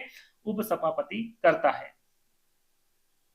राष्ट्रपति की मृत्यु जब उपराष्ट्रपति राष्ट्रपति का पद ग्रहण करता है तो अधिकतम 6 माह तक पद पर आसीन रहता है। कितना? 6 माह, है ना। राष्ट्रपति की मृत्यु यदि होती है तो जैसे कि हमने बताया कि 6 माह के अंदर अंदर चुनाव हो जाता है कि कौन राष्ट्रपति बनेगा, है ना। यानी कि 6 माह के अंदर अंदर पद को भरना पड़ता है। उस समय उपराष्ट्रपति ही राष्ट्रपति का पद जो है वो ग्रहण करता है। कौन सबसे कम समय के लिए उपराष्ट्रपति पद पर आसीन रहे? तो वो है वीवी गिरी। कौन है? वीवी गिरी, है ना। भारत का उपराष्ट्रपति किसका पदेन सभापति होता है? तो वो है राज्यसभा। किसका होता है? राज्यसभा का होता है। उपराष्ट्रपति का निर्वाचन किसके द्वारा होता है? तो संसद द्वारा होता है। अपनी पदावधि समाप्त होने से पूर्व उपराष्ट्रपति को उसके पद से हटाने का अधिकार किसको है? वह संसद को है। किसको है? संसद को है। भारत के प्रथम उपराष्ट्रपति के बारे में पूछे तो डॉक्टर एस राधाकृष्णन। कौन है? डॉक्टर एस राधाकृष्णन, ये भारत के प्रथम उपराष्ट्रपति रह चुके थे। राज्यसभा की बैठकों का सभापतित्व कौन करता है? तो ये उपराष्ट्रपति करता है। कौन करता है? राज्यसभा की बैठकों का सभापतित्व उपराष्ट्रपति करता है। उपराष्ट्रपति के निर्वाचन में निर्वाचक मंडल के सदस्य कौन कौन होते हैं? तो जैसे कि आपको बताया था कि उपराष्ट्रपति के निर्वाचन में जो निर्वाचक मंडल होता है, संसद के सभी सदस्य होते हैं, इनको ये मिलकर उपराष्ट्रपति का निर्वाचन करते हैं। और जब उपराष्ट्रपति राष्ट्रपति का कार्यभार संभालता है तो उसे राष्ट्रपति पद के सभी विशेष अधिकार और भत्ते प्राप्त होते हैं यदि एक उपराष्ट्रपति राष्ट्रपति के पद को ग्रहण करता है। तो उपराष्ट्रपति पद के चुनाव संबंधित विवाद किससे निर्देशित किया जाता है, तो यहाँ पर भी सर्वोच्च न्यायालय को किया जाएगा। जैसे हमने राष्ट्रपति के बारे में जाना, यदि कोई विवाद होता है तो वो भी सर्वोच्च न्यायालय ही देखेगी, उपराष्ट्रपति के बारे में भी सर्वोच्च न्यायालय ही देखेगी।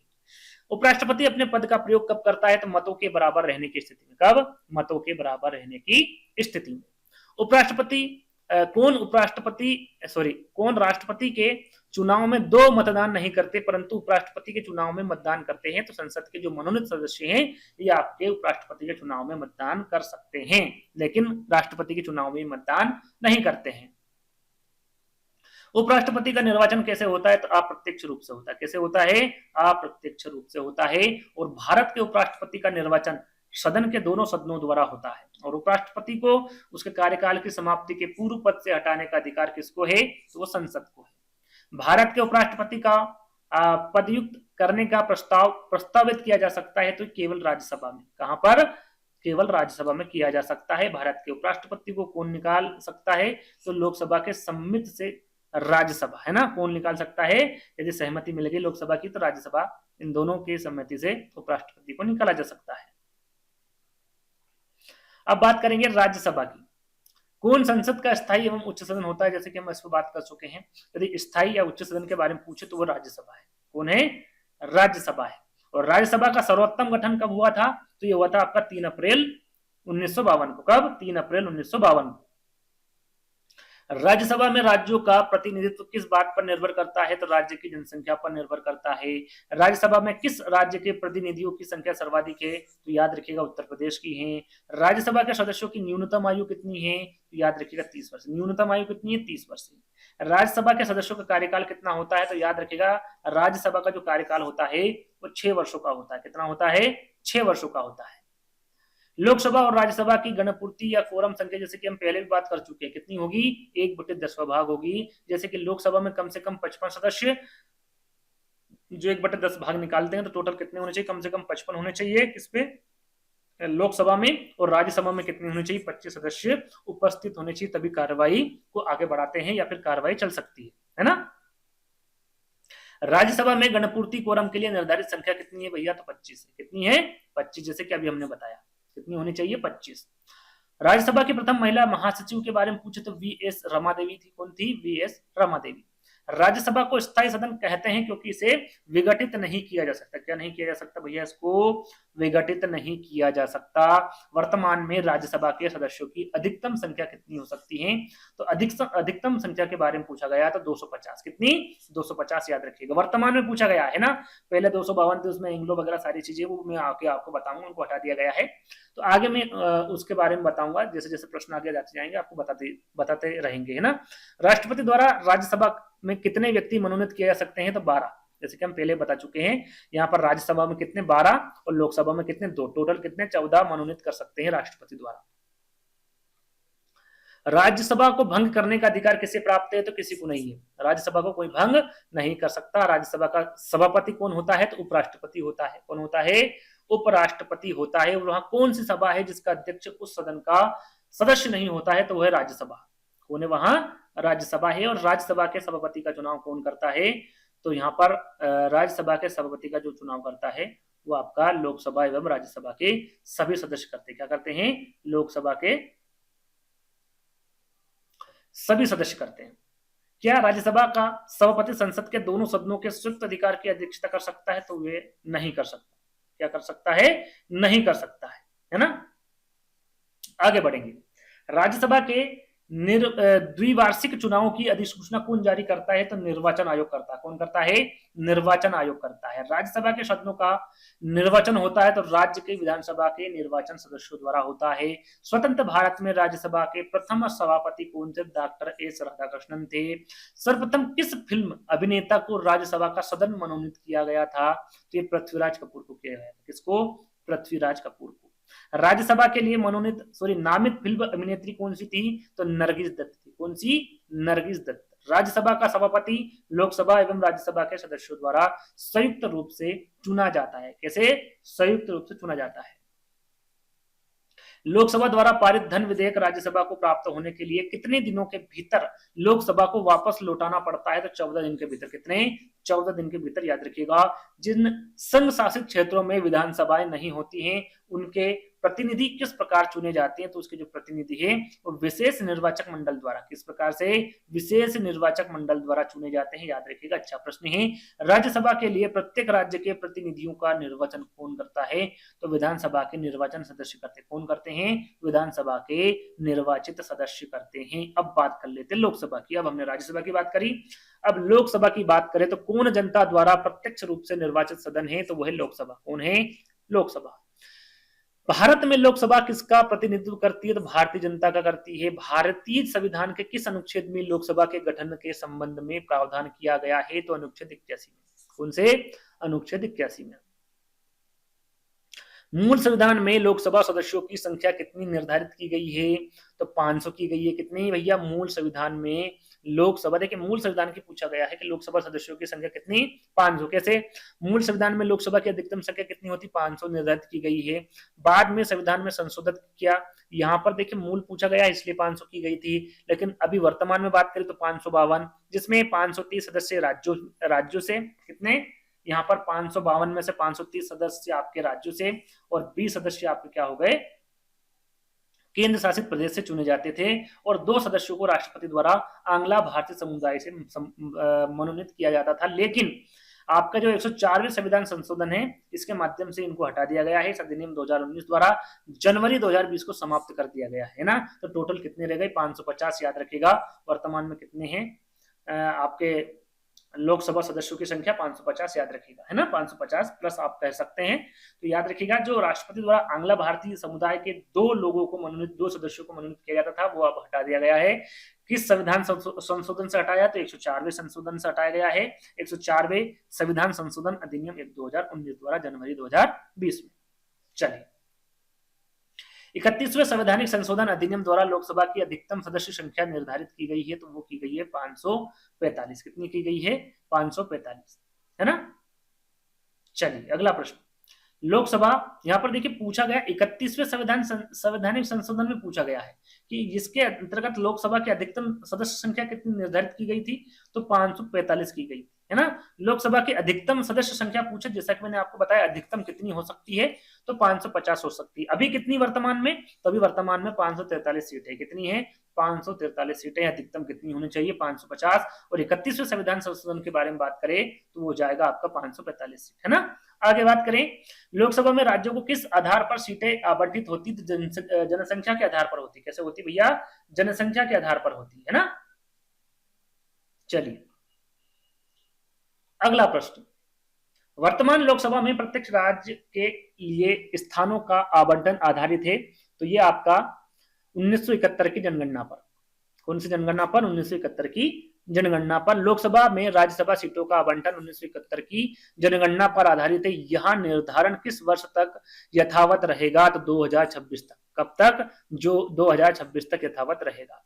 लोकसभा के लिए प्रथम आम चुनाव कब हुआ था? लोकसभा के लिए प्रथम आम चुनाव जो हुए थे वो 1952 में हुए थे। कब हुए थे? 1952 में हुए थे। कौन सी लोकसभा के चुनाव 9 चरणों में संपन्न हुए? तो 16वां।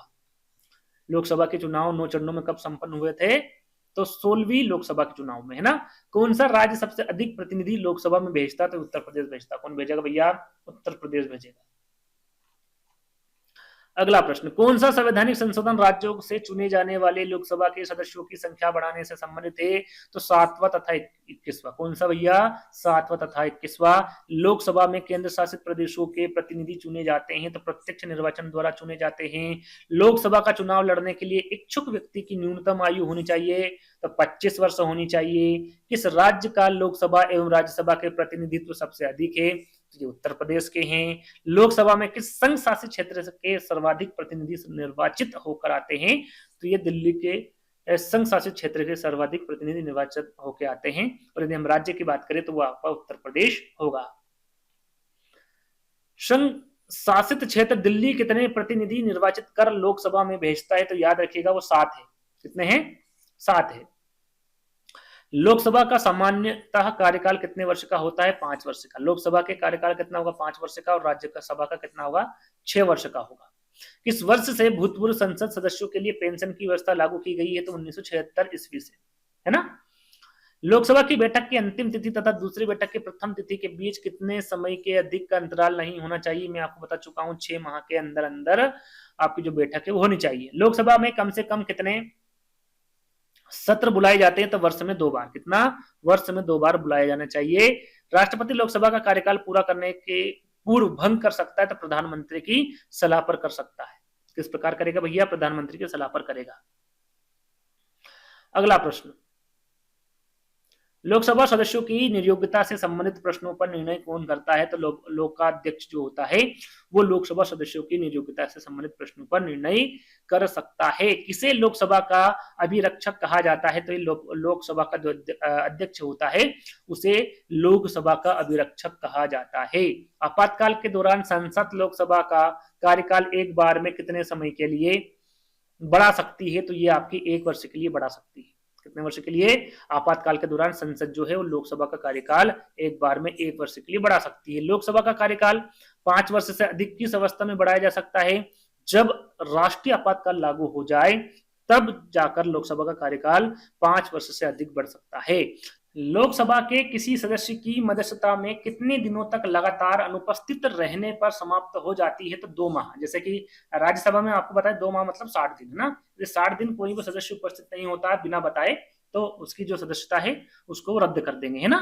तो चाहे वो लोकसभा के बारे में पूछे या राज्यसभा में, बात एक ही है।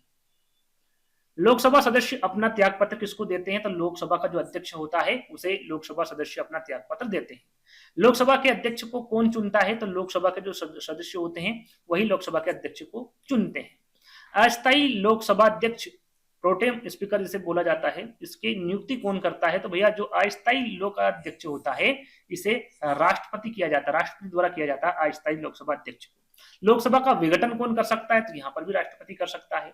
लोकसभा की सामान्य अवधि बढ़ाई जा सकती है तो सदस्य द्वारा पारित अधिनियम से बढ़ाई जा सकती है। राज्यसभा और लोकसभा की समान शक्तियों की हम बात करें तो संविधान संशोधन करने के विषय में इनकी समान शक्तियां होती है। समान शक्तियों का जो क्षेत्र है संविधान संशोधन करने में होता है। लोकसभा का नेता कौन होता है? तो लोकसभा का जो नेता होता है वो प्रधानमंत्री होता है। कौन होता है? प्रधानमंत्री होता है। कौन वित्तीय बिल प्रस्तावित हो सकता है? कोई वित्तीय बिल प्रस्तावित हो सकता है तो केवल लोकसभा में। जो बिल प्रस्तावित होता है वित्तीय बिल वो सिर्फ लोकसभा में ही प्रस्तावित होता है, राज्यसभा में नहीं होता है। किसी विधेयक को केवल लोकसभा में ही प्रारंभ किया जा सकता है। तो वित्त विधेयक जो कि हम अभी देख सकते हैं, वित्तीय बिल जो प्रस्तावित है केवल और केवल आपके लोकसभा में ही हो सकता है। अब बात करेंगे प्रधानमंत्री की। तो प्रधानमंत्री के बारे में बात कर लेते हैं कि प्रधानमंत्री की नियुक्ति कौन करता है? तो राष्ट्रपति करता है। कौन करता है? राष्ट्रपति द्वारा की जाती है। प्रधानमंत्री को उसके पद की गोपनीयता की शपथ भी कौन दिलाता है? राष्ट्रपति दिलाता है। भारत में एक व्यक्ति अधिक से अधिक कितनी बार प्रधानमंत्री बन सकता है या फिर नियुक्त किया जा सकता है? तो कितनी ही बार भी, कोई यहाँ पर ऐसा कोई निर्धारित समय नहीं है, कितनी बार भी वो प्रधानमंत्री बन सकता है। भारत में शक्तियों का प्रमुख उभरता केंद्र है तो वो है प्रधानमंत्री। संघीय मंत्रिपरिषद का अध्यक्ष कौन होता है? प्रधानमंत्री होता है। योजना आयोग का अध्यक्ष आपका प्रधानमंत्री होता है। आमतौर पर भारत का जो प्रधानमंत्री होता है वो लोकसभा का सदस्य होता है। किसका होता है? लोकसभा का सदस्य होता है। मंत्रिमंडल की बैठक की अध्यक्षता कौन करता है? तो ये आपका प्रधानमंत्री करता है। संसदीय शासन प्रणाली में वास्तविक कार्यपालिका शक्ति किसके पास होती है? जो वास्तविक कार्यपालिका की जो शक्ति होती है ये प्रधानमंत्री के पास होती है। संसदीय शासन प्रणाली सर्वप्रथम किस देश में विकसित हुई? तो याद रखिएगा संसदीय शासन प्रणाली जो है सर्वप्रथम ब्रिटेन देश में विकसित हुई। कहां पर? ब्रिटेन देश में विकसित हुई। भारतीय संविधान के अनुसार तथ्यात्मक संप्रभुता निवास करती है तो ये प्रधानमंत्री में करती है। किसमें? प्रधानमंत्री। प्रधानमंत्री की नियुक्ति राष्ट्रपति करता है। वह किस अनुच्छेद में वर्णित है? तो याद रखिएगा ये अनुच्छेद 75 में वर्णित है। भारत के प्रधानमंत्री पद के उम्मीदवार की कम से कम कितनी उम्र होनी चाहिए? कम से कम, तो कम से कम 25 वर्ष। 25 वर्ष यदि किसी व्यक्ति की उम्र है तो वो प्रधानमंत्री बन सकता है, प्रधानमंत्री पद की दावेदारी वो कर सकता है। प्रधानमंत्री कौन बनता है भैया? तो लोकसभा में बहुमत दल का नेता, जो लोकसभा में बहुमत दल का जो नेता होता है, जो चुना जाता है बहुमत से, वही आपका प्रधानमंत्री बनता है।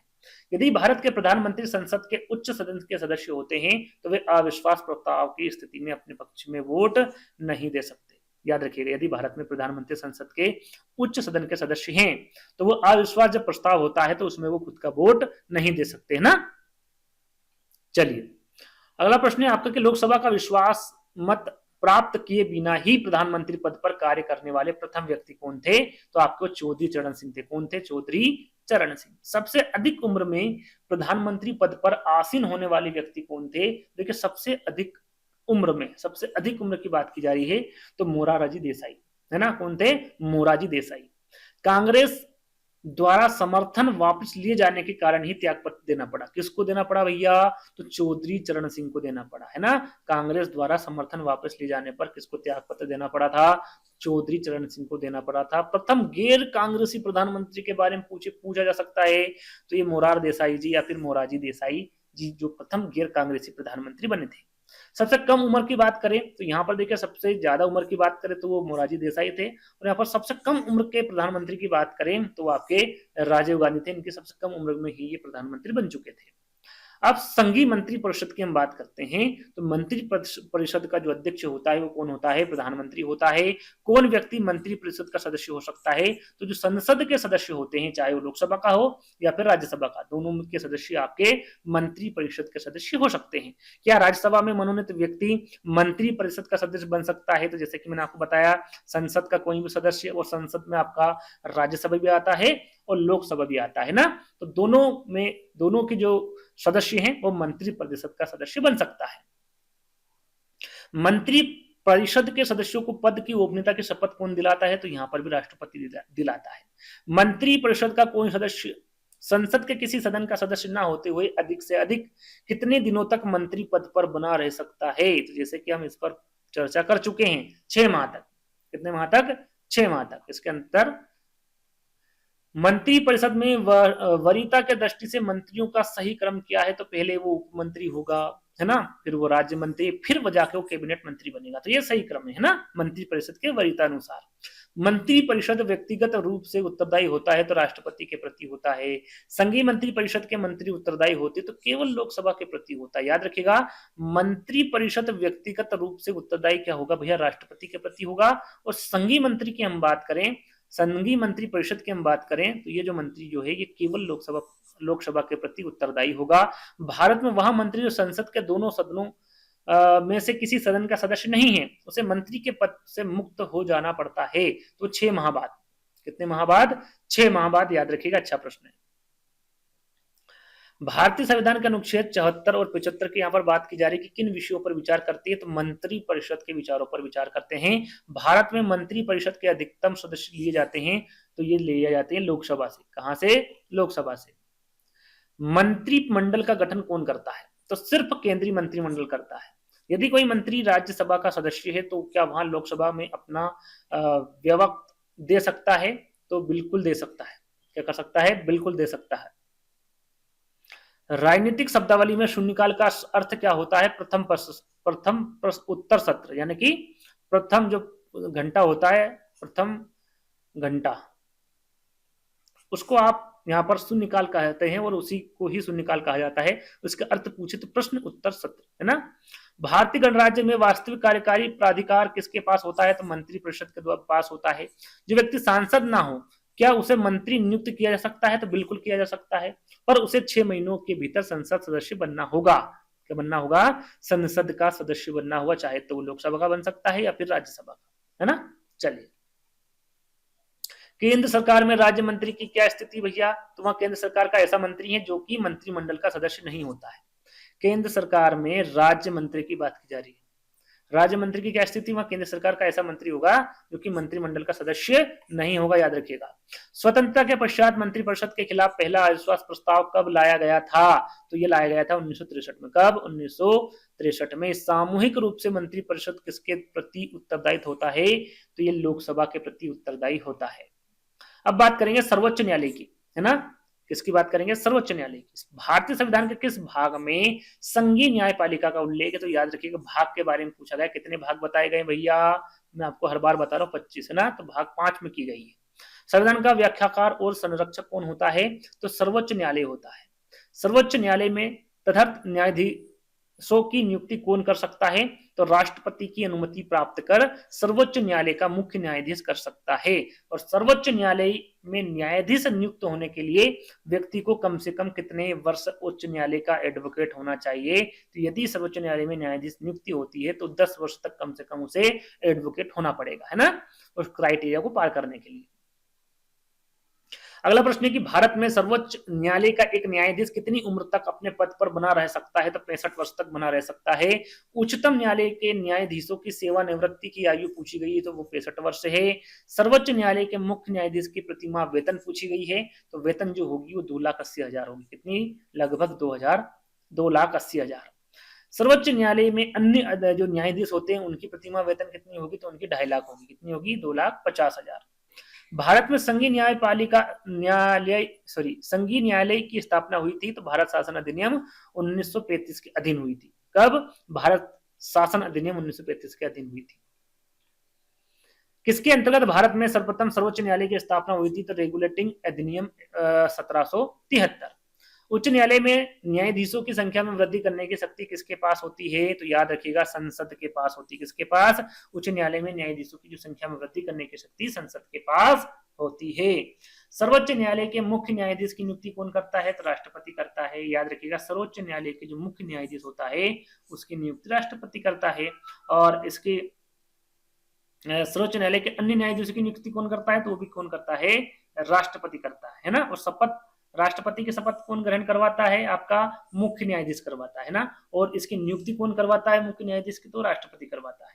भारत के कार्यवाहक मुख्य न्यायाधीश की नियुक्ति कौन करता है? तो राष्ट्रपति। याद रखेगा, चाहे वो मुख्य न्यायाधीश की नियुक्ति कार्यवाहक या फिर अन्य न्यायाधीशों की नियुक्ति हो या फिर मुख्य न्यायाधीश की नियुक्ति हो, कौन करेगा?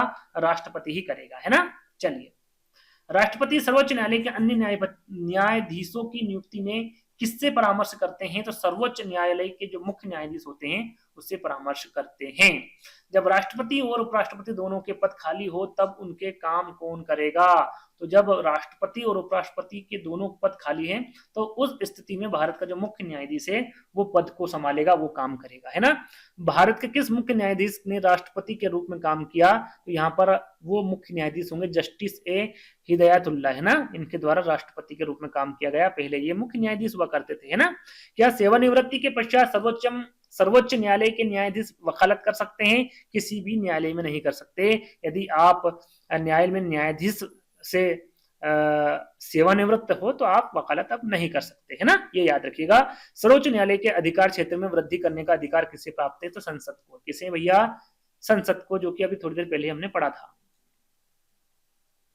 सर्वोच्च न्यायालय में न्यायिक कामकाज के लिए किस भाषा का प्रयोग किया जाता है? तो अंग्रेजी भाषा का, है ना। जो कामकाज होता है उसमें किसका प्रयोग होता है? अंग्रेजी भाषा का प्रयोग होता है। सर्वोच्च न्यायालय किस संस्था का निरीक्षण कर सकता है? तो अधीनस्थ न्यायालय जो होता है उसका निरीक्षण कर सकता है सर्वोच्च न्यायालय। भारत में न्यायपालिका है तो स्वतंत्र है न्यायपालिका, है ना, किसी प्रकार का कोई दबाव नहीं होता है। भारत में न्यायपालिका का स्वरूप कैसा होता है? तो एकीकृत होता है। राष्ट्रपति और उपराष्ट्रपति के निर्वाचन के विवाद के मामले में किसकी प्रस्तुति किया जा सकता है? तो भारत के जो उच्चतम न्यायालय है उसको यहाँ पर प्रस्तुत किया जा सकता है। राष्ट्रपति कानूनी मामलों में किससे परामर्श ले सकता है? तो राष्ट्रपति कानूनी मामले में आप सर्वोच्च न्यायालय से परामर्श ले सकते हैं। उच्चतम न्यायालय को परामर्शदाता बनाया जा गया है तो अनुच्छेद 143 में, है ना, 43 में, सॉरी। न्यायिक पुनर्विलोकन का अधिकार किसे है? तो उच्चतम न्यायालय को है। केंद्र और राज्यों के बीच होने वाले विवादों का निर्णय करने की भारत के उच्चतम न्यायालय की शक्ति आती है तो इसकी मूल अधिकारिता के अंतर्गत आती है। किसके अंतर्गत? इसकी मूल अधिकारिता के अंतर्गत आती है। अब बात कर लेते हैं सर्वोच्च न्यायालय के बाद में उच्च न्यायालय के बारे में। तो भारत में कुल कितने उच्च न्यायालय है वर्तमान में? तो वो है 25। कितने हैं? 25।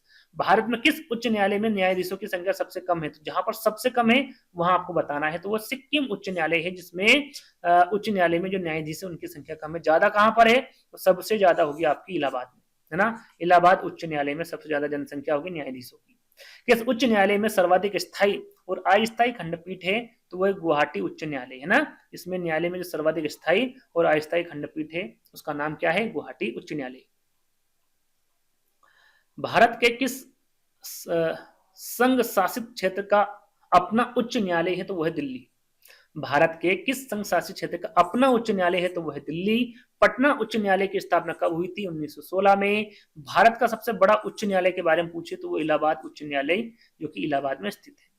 किसके अंतर्गत कोलकाता, चेन्नई और मुंबई के उच्च न्यायालय स्थापित किए गए थे? तो भारतीय उच्च न्यायालय अधिनियम 1861 याद रखिएगा सन, है ना। अंडमान एवं निकोबार द्वीप समूह किस उच्च न्यायालय के क्षेत्र अधिकार में आते हैं? तो वो है कोलकाता उच्च न्यायालय।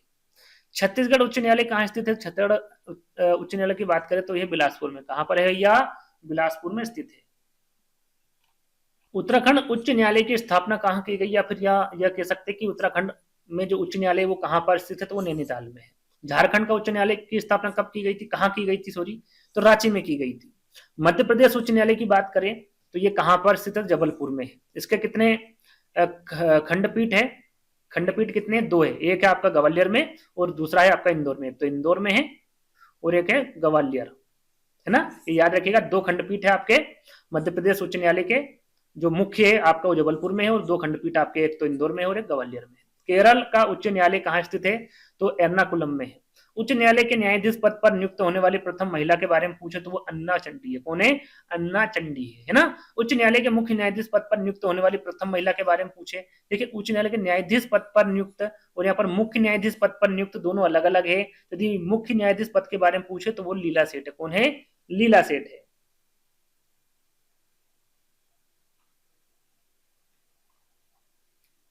अगला प्रश्न, दो या अधिक राज्यों का संघीय प्रदेश, दो या अधिक राज्यों का संघीय प्रदेश के लिए एक सामान्य उच्च न्यायालय की स्थापना किसके द्वारा की जा सकती है? तो संसद द्वारा कानून बनाकर की जा सकती है। कैसे? संसद द्वारा कानून बनाकर की जा सकती है। उच्च न्यायालय के क्षेत्राधिकार को घटाने या फिर बढ़ाने का अधिकार किसे है? संसद को है। उच्च न्यायालय के मुख्य न्यायाधीश की नियुक्ति कौन करता है? राष्ट्रपति करता है। किसी न्यायाधीश को एक उच्च न्यायालय से दूसरे में स्थानांतरित करने का अधिकार किसे है? तो वो है भारत के राष्ट्रपति को है।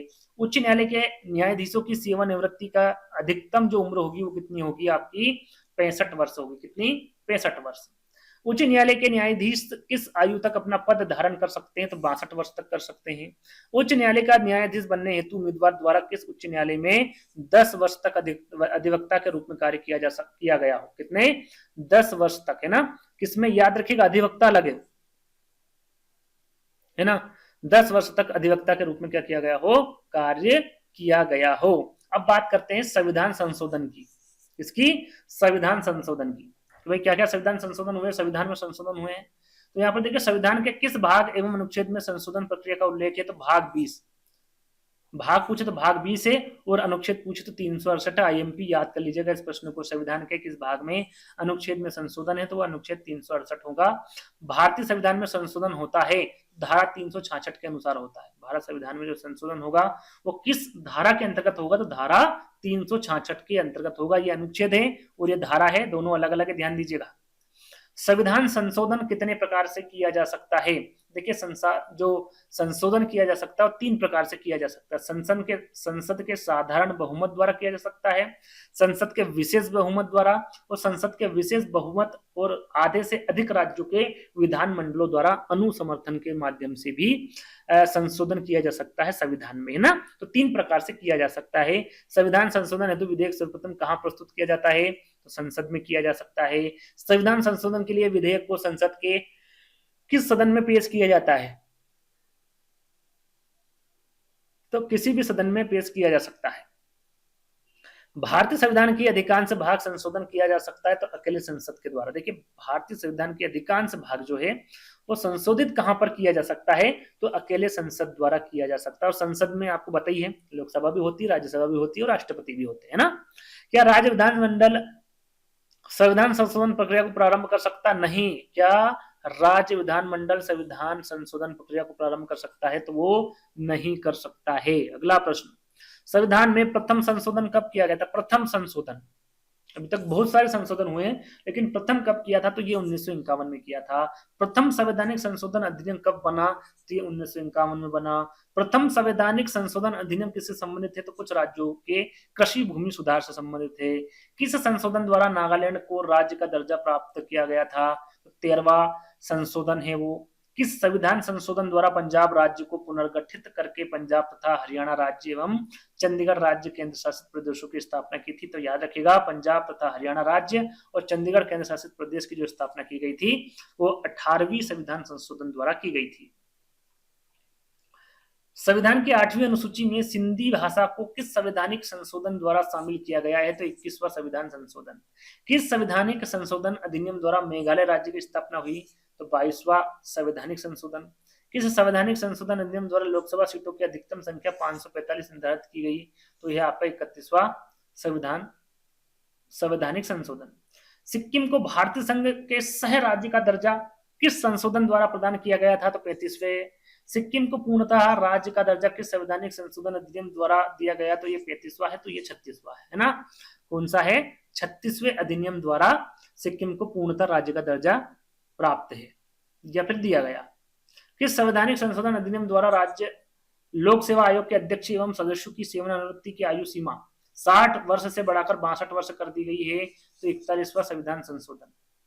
भारतीय संविधान की प्रस्तावना में समाजवादी तथा धर्मनिरपेक्ष शब्द जोड़े गए हैं, तो वो भी आपके 42वें संविधान संशोधन द्वारा जोड़े गए हैं। शिक्षा को किस संविधान के द्वारा राज्य सूची में समवर्ती सूची में लाया गया है? तो 42वें संविधान संशोधन। भारतीय संविधान में किस संशोधन द्वारा नागरिकों के मौलिक कर्तव्यों को सम्मिलित किया गया है? तो 42वें संविधान संशोधन आपका करेक्ट आंसर होगा।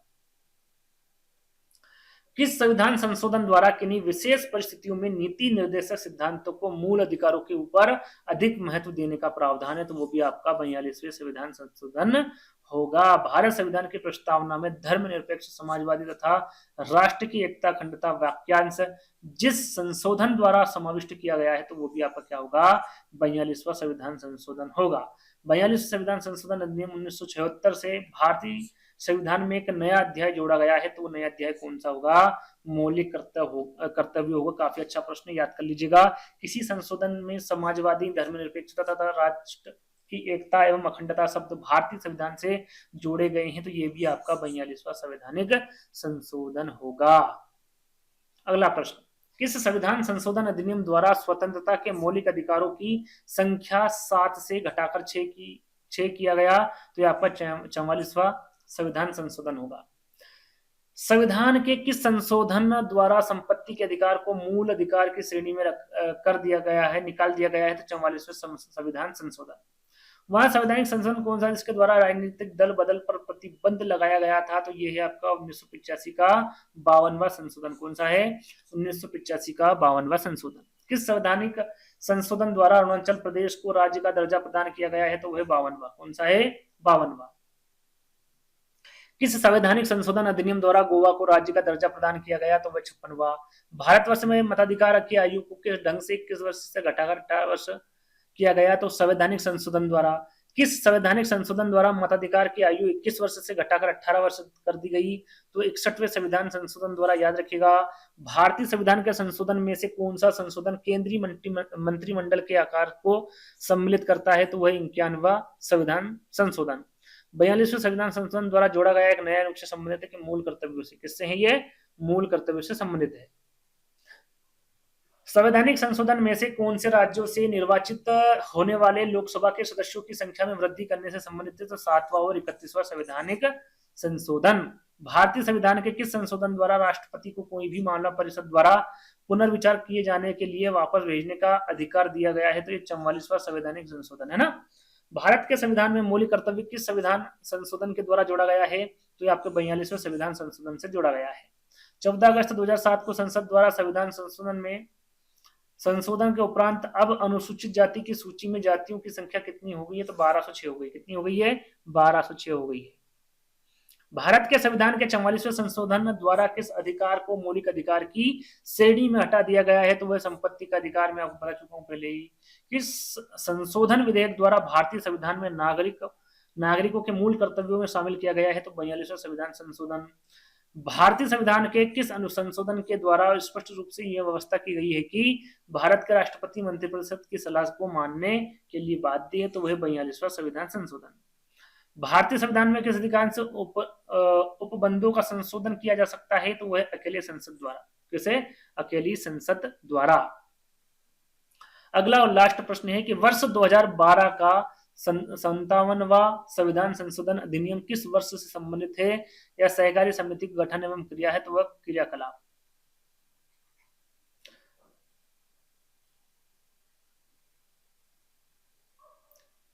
वर्ष 2012 का 57वां संविधान संशोधन अधिनियम किस विषय से संबंधित है? तो यह सहकारी समिति के गठन एवं क्रियाकलाप से संबंधित है ना। तो ये जो टोटल प्रश्न थे आज के वो 450 थे। कितने थे?